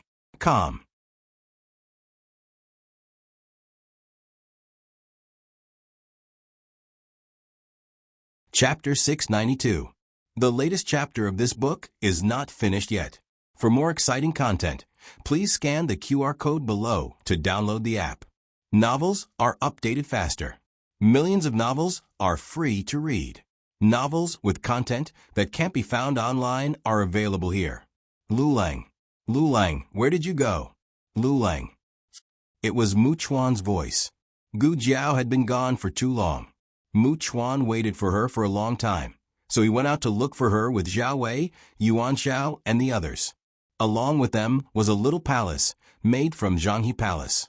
This was a small courtyard in Zhanghe Palace. Usually, no one would come here. Other than a small wooden hut where sweeping tools were placed, there was only a high wall and a few big trees. At this time, Gu Jiao was squatting under a big tree near the high wall. In front of her was a man lying in a pool of blood. Behind her, there were 3 unconscious eunuchs lying near the small wooden hut. What's going on? Yuan Shao asked, dumbfounded. Lulang. Mu Chuan strode over. Yuan Shao and Zhao Wei also quickly followed. When they passed by the small wooden hut, they coincidentally looked at the 3 eunuchs lying on the ground. Yuan Shao shook his head at the 2 of them. He could feel that the 3 eunuchs were no longer breathing. Zhao Wei looked worriedly at the little figure who was squatting on the ground, drawing circles or doing something else. Lulang will be okay, right? Is he injured or scared out of his wits? At first glance, it was obvious that this was a terrible murder scene. What kind of normal person would squat there? Even if they didn't run away, they should hide far away to avoid any involvement, right? The 3 of them quickly came to Xiao Liulang's side. Xiao Lulang was on the left, while Yuan Shao and Zhao Wei were on the right. Zhao Wei felt that he was too far away from Xiao Lulang, so he simply bypassed the man on the ground and came to the opposite side of Gu Jiao. The little palace maid who had come with them had already gone to call for help. Lulang, are you okay? The 3 of them asked in unison.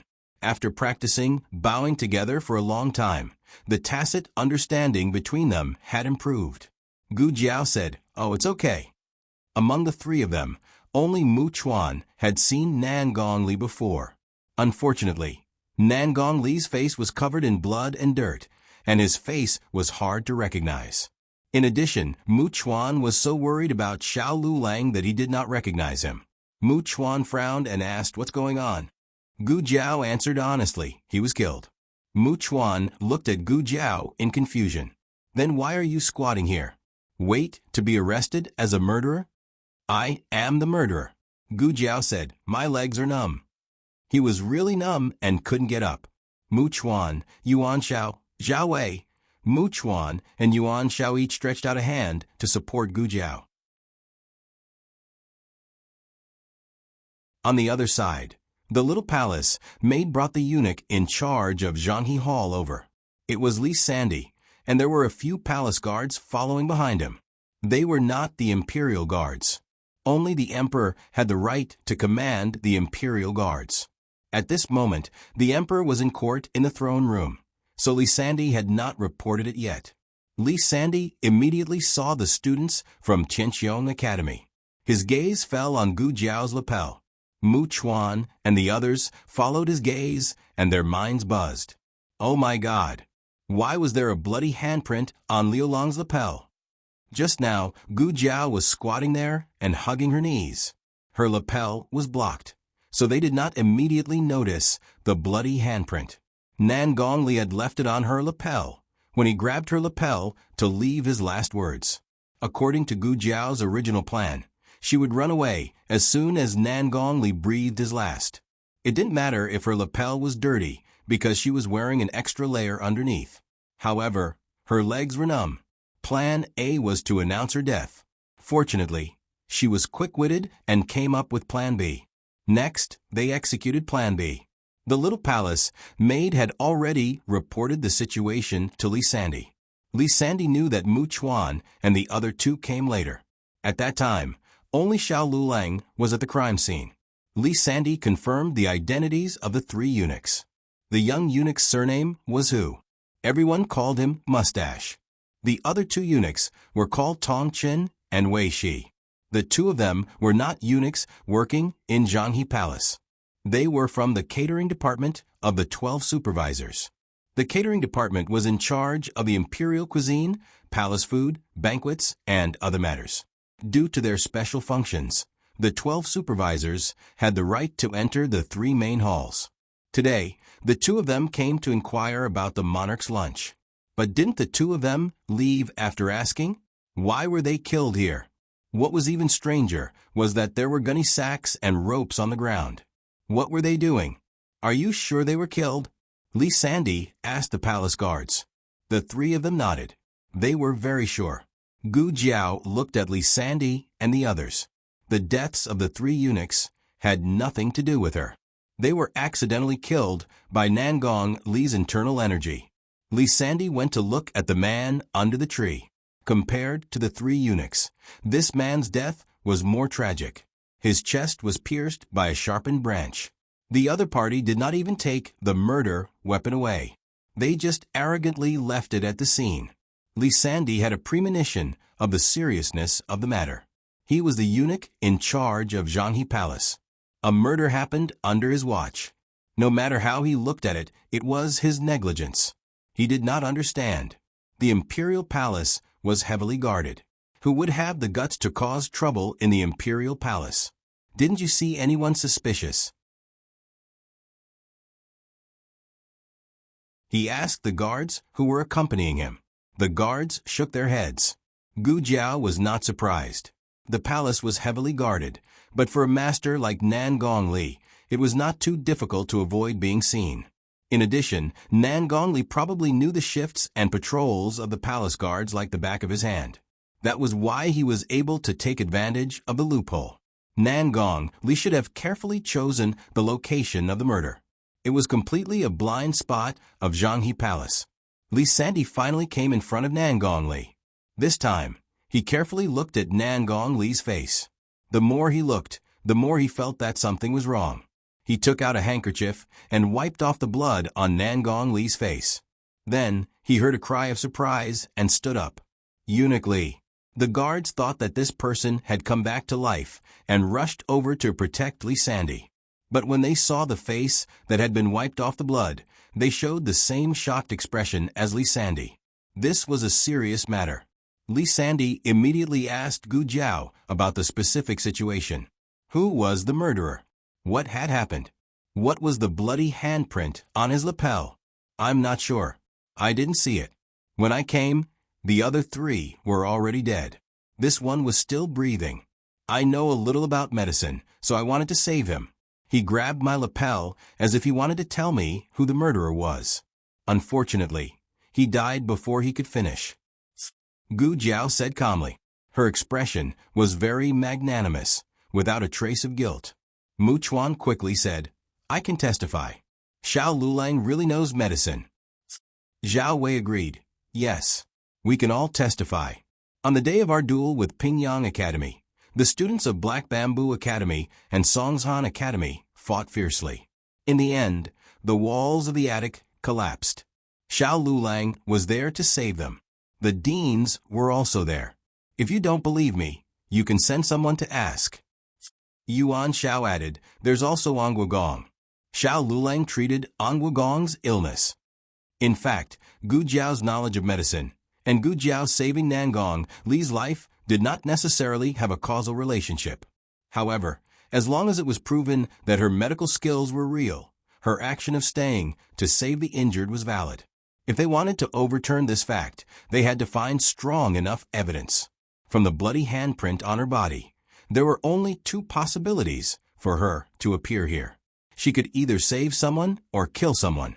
There was already a motive to save someone. She was a doctor and had a good heart. She would not leave someone to die. It was hard to say the motive for killing someone. Mu Chuan said, Xiao Lulang is not from Yan Kingdom. He has only been in Chengdu for a month. He did not know General Nangong or the 3 eunuchs. Why would he kill them? Maybe he was ordered by someone? A guard guest. Mu Chuan laughed. Ordered General Nangong to sneak into His Majesty's Zhanghe Palace? Or ordered the 3 eunuchs to line up here and wait for him to kill them? Yes, the appearance of the 4 eunuchs here was indeed a big doubt in the case. No matter how they looked at it, Xiao Lulang did not have the ability to get all 4 of them here. Mu Chuan continued, The most important thing is that General Nangong is highly skilled in martial arts. Xiao Lulang had not left for long. Do you think that a student from Tianqiong Academy could kill the famous General Nangong of Yen Kingdom in such a short time with a branch? Mu Chuan's words struck a chord in their hearts.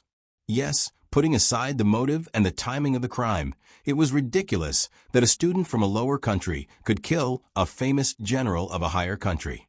However, it was not enough for Li Sandy to believe it. It was related to General Nangong, so the king had to believe it too. Li Sandy personally went to wait outside the throne room. When the king arrived, he reported to him about what happened in the Zhanghe Palace. The king's face turned ugly. Li Sandy knelt on the ground. He was so scared that his back was soaked in cold sweat. There were many suspicious points in this case.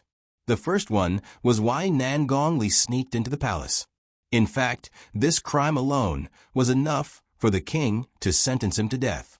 However, it was one thing to be sentenced to death by the king, but it was another story to be killed by someone else. Zhang Dequan. This servant is here. Call the Supreme Court Minister and the Minister of Justice here. Yes. The king wanted to thoroughly investigate this case. The king continued, also, take that student to the imperial prison and torture him. There were 49 types of torture in the imperial prison. There was nothing that couldn't be asked. If the student lied, the imperial prison would ask the truth. If he endured all the punishments, the king would not pursue the matter no matter what the truth was. The king had said that as long as he endured all the torture in the imperial prison, he would be released on the spot even if he was guilty. Unfortunately, no one had succeeded so far. There were many who died halfway through the torture.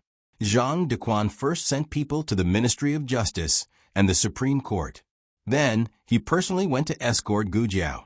After a while, he returned to the main hall of the Zhanghe Palace. His expression was a bit complicated. The king sat behind the desk and glanced at him. What's wrong? Zhang Dequan said in a dilemma. He wasn't taken to the imperial prison. The king closed his eyes to rest. He committed suicide? Zhang Dequan said, no. The king said indifferently. Then he confessed. Not really. Zhang Dequan said embarrassedly. He was taken away by the young princess. The young princess said that the student was her teacher. The latest chapter of this book is not finished yet. For more exciting content, please scan the QR code below to download the app. The novel is updated even faster. Millions of novels are free to read. There are all the novels that can't be found online here. https://www.zhpqg.com/8964/2_89642_1073303941. HTML Genius memorized this site's address in 1 second. www.zhpqg.com Bikaj mobile reading website. zhpqg.com.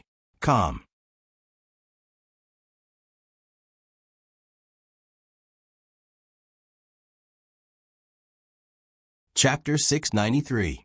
The latest chapter of this book is not finished yet. For more exciting content, please scan the QR code below to download the app. Novels are updated at a faster rate. Millions of novels are free to read. Novels that cannot be found on the internet are all available here. The king was a swift and decisive person. When he said that he wanted the young princess to start her education, he immediately sent her to the Imperial Academy. After entering through the Meridian Gate, the first thing she saw was the throne room, followed by the Zhanghe Hall and the Bao Hall. The Imperial Academy was in the Bao Hall. The students in the Imperial Academy were all members of the royal family. Everyone was much older than the young princess. Although the teachers taught in batches, it was really difficult for the 4-year-old princess to sit obediently and listen to the heavenly books for the entire morning. Thus, once school was over, she could not wait to find the king. She did not want to go to school anymore. After the king finished his court session, he would rest or read some memorials in the Zhanghe Hall. At that time, the young princess thought that the king had finished his court session and hurried to the Zhanghe Hall to look for him. Unexpectedly, she did not see the king. Instead, she saw Gu Jiao, who was taken away by Zhang Dequan. The young princess's eyes lit up. "Teacher, why are you in the palace? Are you here to teach me? Quick, quick, take me away. I don't want to go to the imperial tutor's class anymore." Then, the young princess decisively took her away. Zhang Dequan did not dare to use violence in front of the young princess. After all, if he scared the young princess and made her cry, the king would behead him. After Zhang Dequan finished telling the whole story, he stood there quietly like a cicada in winter. The study was very quiet. It was so quiet that it felt like there was an invisible pressure on Zhang Dequan's head. Zhang Dequan suddenly felt that he was going to die soon. "Uncle, Your Majesty." A cute little head popped in from outside the door. The king slowly opened his eyes. The young princess struggled to cross the threshold that was even taller than her calf. She had a high status in the family and usually considered herself as an elder. She was dignified and elegant. She stopped doing things like jumping around after she was 2 years old. Today, however, she was like an impatient little rabbit as she skipped over to the king's side. She grabbed the king's sleeves with her 2 small hands and said in a childish voice, "Your Majesty, Uncle, can I ride a horse with my teacher?" Ling Yu and the others said that I can only ride a horse if Uncle His Majesty agrees. Ling Yu and the others were the palace maids who took care of the young princess. The monarch said, "I thought you didn't dare to ride a horse?" The young princess said confidently, I will dare to do it if I learn it." The monarch looked at the little fellow and said, "How about I ask Air Han to teach you how to ride a horse? Ask Air Han to give you a small black wind mount." The black wind mount was a precious horse that everyone envied, and the little black wind mount was even more precious. However, the young commandery princess was not interested in the black wind cavalry at all. She asked in surprise, "You want to change my teacher?" Without waiting for the king to say anything, she looked at the king with an incomparably hurt expression and questioned him from the depths of her soul. "Why?" "Very good. You are the second person who dares to question the monarch like this. The first was Xian Yuanli. He is already dead." Zhang Dequan broke out in cold sweat for the young princess. But soon, he realized that he was too naive. He should be the one breaking out in cold sweat. Seeing that the monarch did not answer, the young princess pouted her lips, and her eyes became filled with grievance. In the next second, she took a deep breath and raised her head. Her 2 small arms fluttered behind her back as she burst into tears. Zhang Dequan saw that the monarch's dragon body trembled a little. When the young princess cried, it would definitely shock the heavens and earth, make ghosts and gods weep, and cause the mountains to collapse and the earth to crack. It could be said that with the strength of one person, she had the strength of thousands of soldiers and horses. If it was not for the fact that the Yin Kingdom's mad monarch could not handle anything, one of the things that happened would definitely be the young princess crying. Therefore, it was not difficult to understand why the monarch had ordered the people who made the young princess cry to be killed. "I won't change your teacher. I won't change him." The monarch's face darkened. He was defeated by his little niece's invincible killing move. The young princess stopped crying in a second and bowed in a dignified manner. She raised her small chin victoriously and said, "Thank you, Your Majesty. Then I will go and find my teacher to ride a horse." She lifted her small skirt and jumped out like a little rabbit. Because of the unknown assassin in the palace was worried that it would threaten the monarch's safety. The palace strengthened its security, and the meeting with the monarch could only be temporarily cancelled. However, when the monarch came from the throne room, except for Gu Jiao, who was taken away by the young princess, Wu Fuzi and the others were lucky enough to see the monarch's face. For them, it was already a blessing to be able to see the monarch in such a close distance in their lifetime. When they went back, they could still brag about it for a few taels of silver. However, when they thought about Nan Gongli, they could not help but feel a little scared. They actually encountered a murder case, and Lu Lang was also involved. He was almost taken away as the murderer.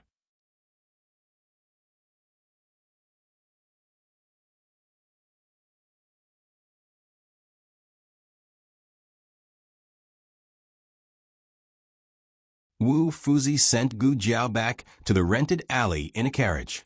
Gu Jiao jumped off the carriage. I'm home. Wu Fuzi, you can go back without worry. Wu Fuzi lifted the curtain and paused. You must be careful these few days. I think you should move to the academy. There are guards in the academy, and I'm here too. Gu Jiao said, I'll think about it. If she didn't say so, Gu Jiao was worried that Wu Fuzi would dawdle with her until dawn. Wu Fuzi got a satisfactory answer and got on the carriage to go back. Just as Gu Jiao turned around and was about to open the door of the courtyard, a long sword was pressed against her neck from behind. The cold blade reflected a cold light in the dark night and reflected in Gu Jiao's cold and calm eyes. Gu Jiao glanced at the sword with the corner of her eyes. Who are you? Mu Qingqian's cold voice sounded behind Gu Jiao. Gu Jiao turned around and looked at him without blinking. You're back in the capital? Just now. Mu Qingqian looked at Gu Jiao with a complicated expression. I heard about what happened in the palace. Did you kill Nan Gongli? Last time I saw you being chased by Nan Gongli on the street, I hid you in the carriage. When I asked you what happened, you told me that you threw a stone at Nan Gongli, so he chased you. You vented your anger on him because his son, Nan Gonglin, played dirty on the boxing field and deliberately wanted to frame you. I asked you how you recognize him as Nan Gonglin's father. You said you heard the servants call him General Nangong. I believed all of it. But how do you explain what happened in the palace today? You told them that you didn't know Nan Gongli. You were lying. You've been lying all along. Tell me, did you kill Nan Gongli? The latest chapter of this book is not finished yet. For more exciting content, please scan the QR code below to download the app. The novel is more complete and updated faster. Millions of novels are free to read. There are novels with connotations that can't be found on the internet here. https://www.zhbqg.com/89642_89642026/10730326.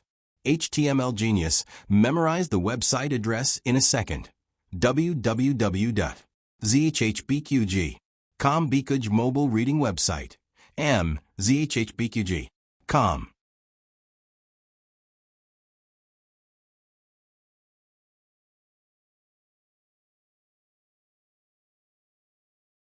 Chapter 694. Please scan the QR code below to download the app for more exciting content. The novel will be updated more quickly. Millions of novels will be read for free. There are all kinds of novels that can't be found on the internet here. No. Gu Jiao denied it. Mu Qingqian looked at her coldly, trying to see if there was a trace of guilt in her eyes. However, to his disappointment, Mu Qingqian didn't see anything. If Gu Jiao was asked to play the role of love and hate, she would probably be dazzling.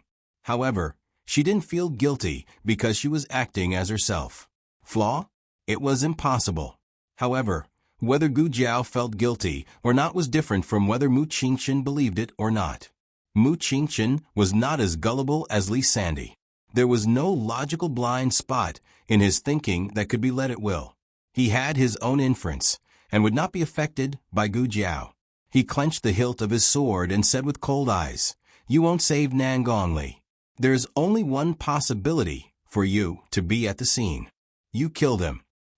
Mu Qingqian had been with his classmate for a long time. Although he didn't know him well, he could tell that he was not a person who would repay evil with good. Since he had a grudge with Nan Gongli, how could he save him at the risk of being regarded as a killer? It was his classmate's mercy that he didn't stab Nan Gongli in the back. Gu Jiao spread her hands and said, "Whatever you say." Mu Qingqian kept clenching the hilt of his sword. His anger had reached a certain peak. In fact, he couldn't tell what he was angry about. He was simply angry that he had done evil in Chengdu and assassinated a famous general of the Yan Kingdom.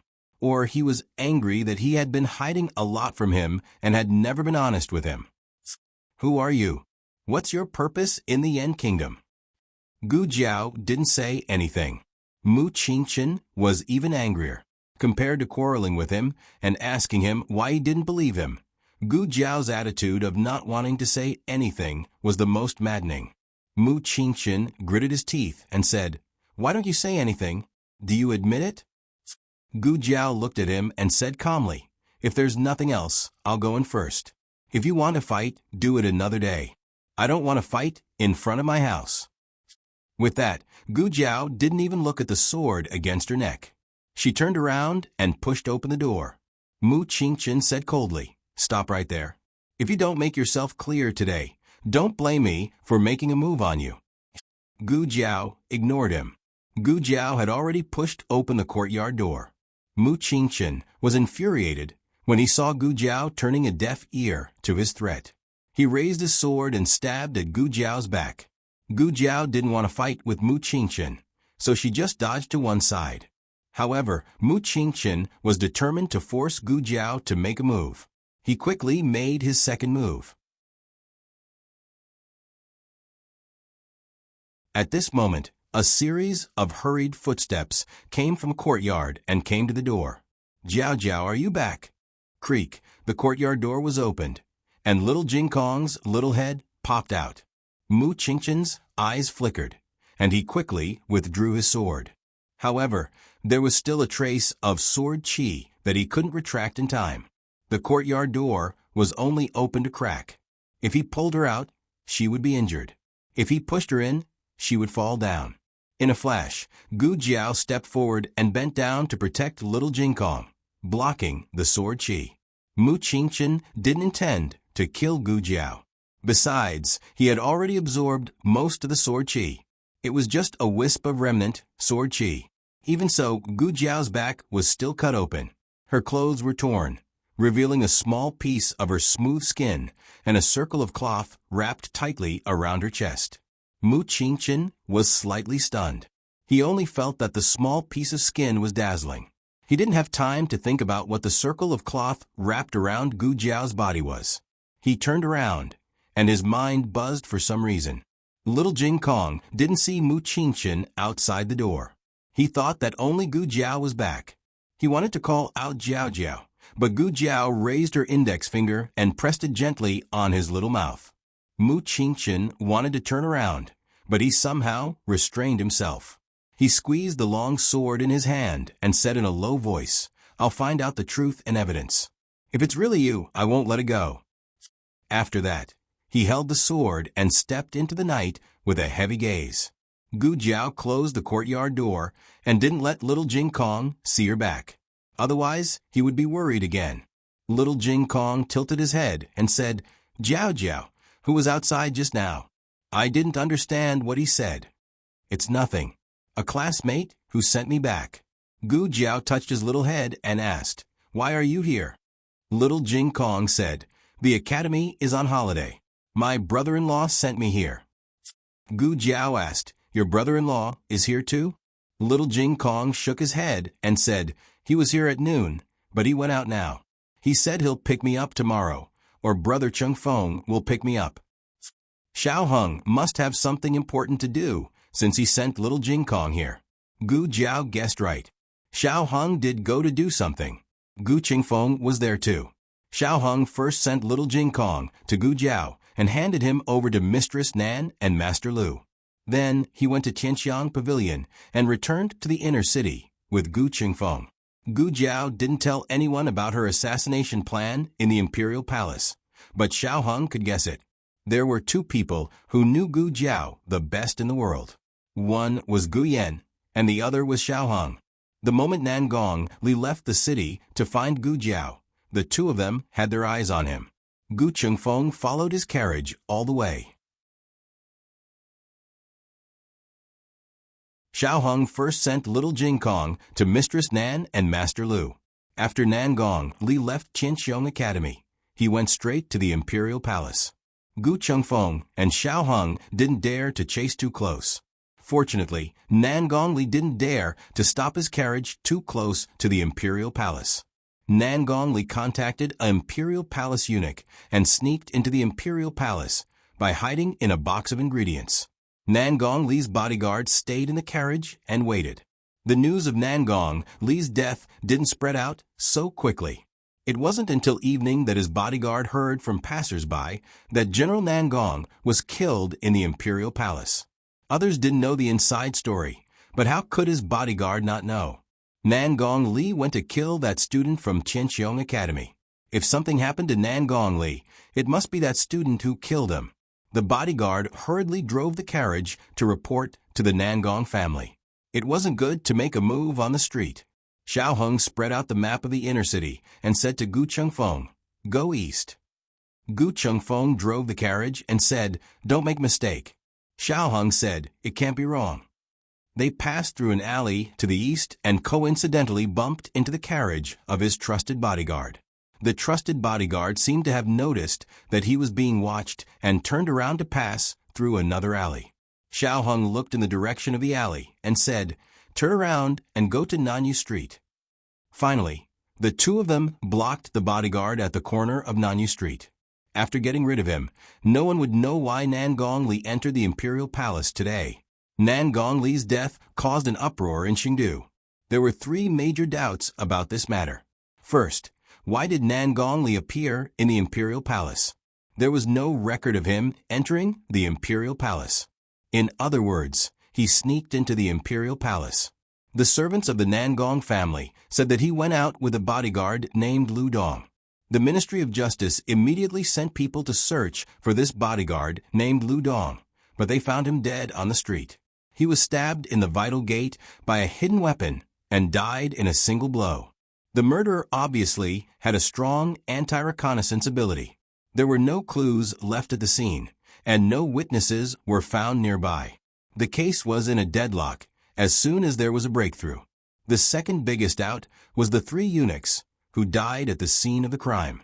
Two of the three eunuchs were from the Imperial Kitchen Department, and the other was from the Zhanghe Palace. The three of them didn't interact in private, nor were they close on the surface.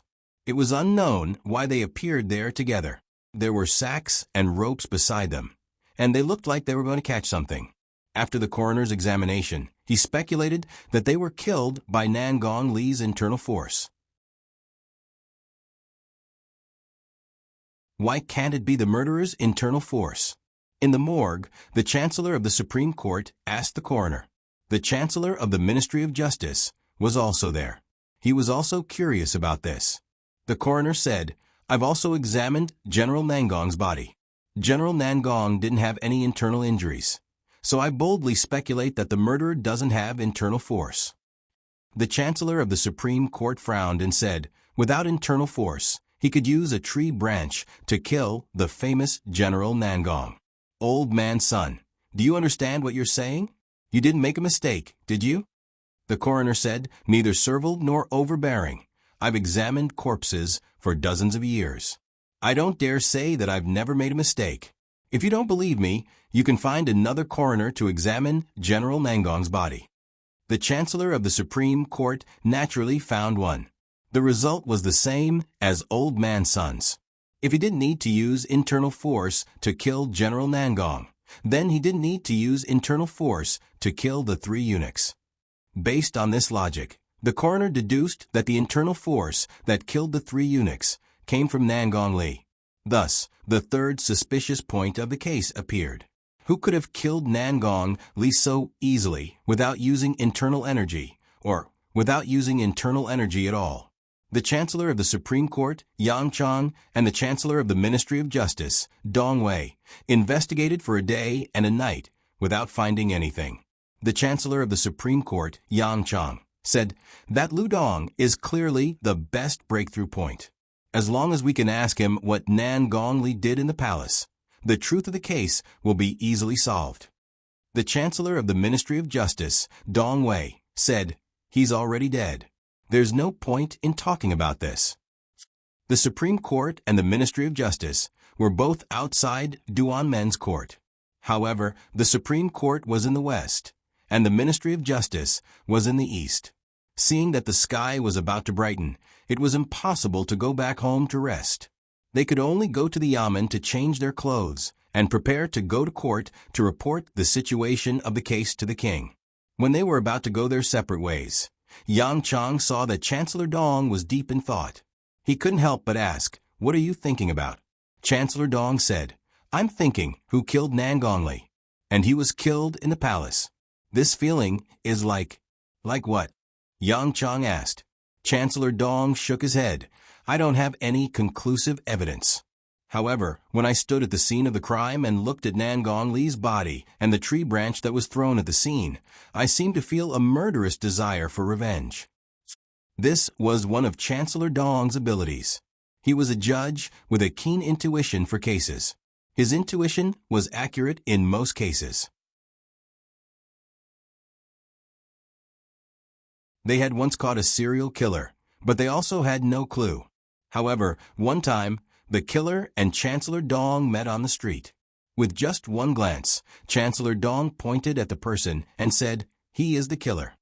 Therefore, when Chancellor Dong said that the killer was out for revenge, Yang Chang didn't immediately deny it. Yang Chang said thoughtfully, "Did Nangong Li offend anyone?"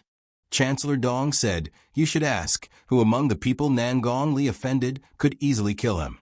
Have you carefully observed the shape of the tree branch? Don't you think it looks like a spear?" Yang Chang recalled and nodded. That's right. The front end is sharpened and the length is similar to a spear. Chancellor Dong said, "As far as I know, only the Xian Yuan family spear technique can have such power without using internal energy." Yang Chang frowned. You mean Nangong Li was killed by the Xian Yuan family? Everyone in the Xian Yuan family is dead. The only one left is the former crown princess, who was also crippled of her martial arts. Your inference is not valid. Chancellor Dong pondered for a moment and said, "What if there is someone who is lucky enough to survive?" Yang Chang said with certainty, "There is no what if. Don't forget, all the bodies of the Xian Yuan family were examined one by one. They were nailed to the coffins before they were carried away by Crown Prince Jing and his brother." Chancellor Dong said with a serious expression, "Xian Yuan Cheng. When I saw the murder weapon during the day, I thought of him for some reason." Yang Chang said with amusement, "He is even less likely to be the killer. Among all the men of the Xian Yuan family, he died the most tragic death. He was nailed to the city gate tower by his own red tasseled spear.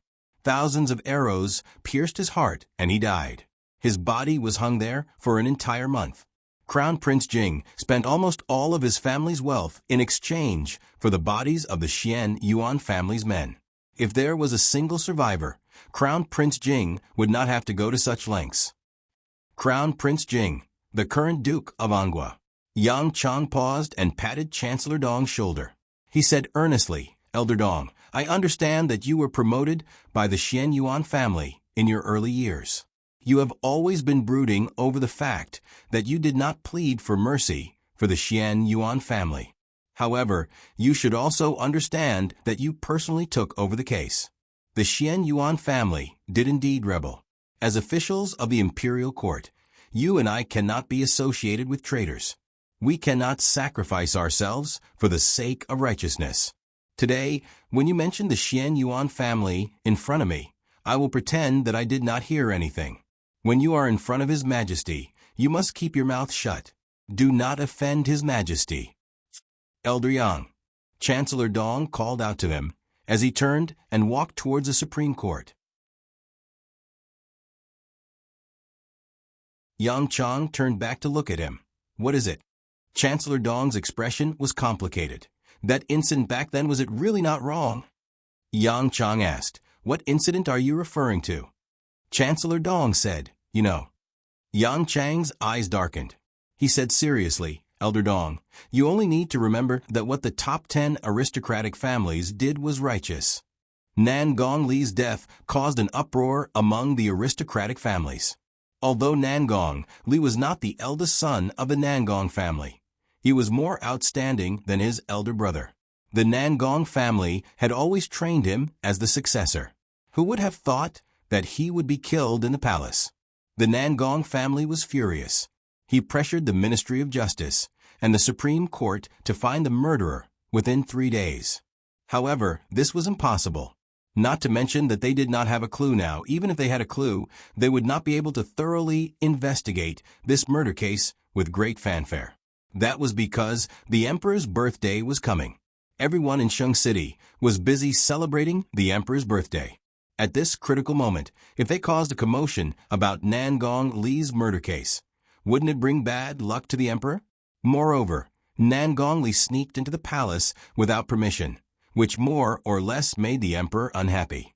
After the emperor's birthday, they would thoroughly investigate in a high-profile manner. Gu Jiao knew nothing about what happened in the imperial court. She went to the academy as usual. Mu Qingchen also came to class. He was still sitting in the second seat in the last row, close to the back door on the right. The first seat was Gu Jiao's seat. Everyone had been used to Mu Qingchen and Gu Jiao sitting at the same table, so no one felt strange when they saw him sitting there. Only Gu Jiao clearly felt that Mu Qingchen's aura had changed. He looked at Gu Jiao with a very guarded look. Gu Jiao sat down without changing her expression. Zhou Tong, who was sitting in the front row, turned around and looked at the two with a smile. Sure enough, Lu Lang, you have a big reputation. As soon as you came back to class, young Master Qingchen also came. Yes, she had a big reputation, so big that the first young master of Shang City personally came to monitor her. Mu Qingchen did not speak, but his aura was frighteningly cold. Zhou Tong shrank his neck and covered his face with a book. He whispered to Gu Jiao, "What's wrong with young Master Qingchen? Is he unhappy?" Gu Jiao thought to herself, "With your voice, half of the classroom can hear it. Why are you still covering your face with a book?" "You can ask him yourself," Gu Jiao said. Zhou Tong curled his lips. He did not dare to ask. Zhou Tong changed the topic. "Hey, Lu Lang, did you go to the palace yesterday to see the king? Is the 10,000 taels worth it?" "What 10,000 taels?" Gu Jiao's focus was always on the gold. Zhou Tong said, "It said that the prize for the second place is 10,000 taels. Even the servants of our academy said so." Gu Jiao took out the book from her bag. 1,000 taels. If it was 10,000 taels, she would have buried Mu Chuan alive. No, she also wanted to bury Mu Chuan alive now. Forget it. Since she had taken this opportunity to kill Nangong Li, she would bury him later. The king's birthday banquet was set for the 10th of June. All the officials of the imperial court and above, as well as the aristocratic families in Shang City, had received invitations to the banquet. The day before the banquet, Gu Jiao heard the news she had been waiting for a long time. The state preceptor had returned to Shang City. The latest chapter of this book is not finished yet. For more exciting content, please scan the QR code below to download the app. Novels are updated at a faster rate. Millions of novels are free to read. Novels with connotations that can't be found on the internet can be found here. https://www.zhbqg.com/8964-2_8964286/107284656. HTML Genius memorized the website address in 1 second. www.zhbqg.com Biku Go mobile reading website. zhbqg.com that you're tuning in to the Echo Reads YouTube channel. Don't forget to subscribe and join us on this journey to catch the most captivating stories.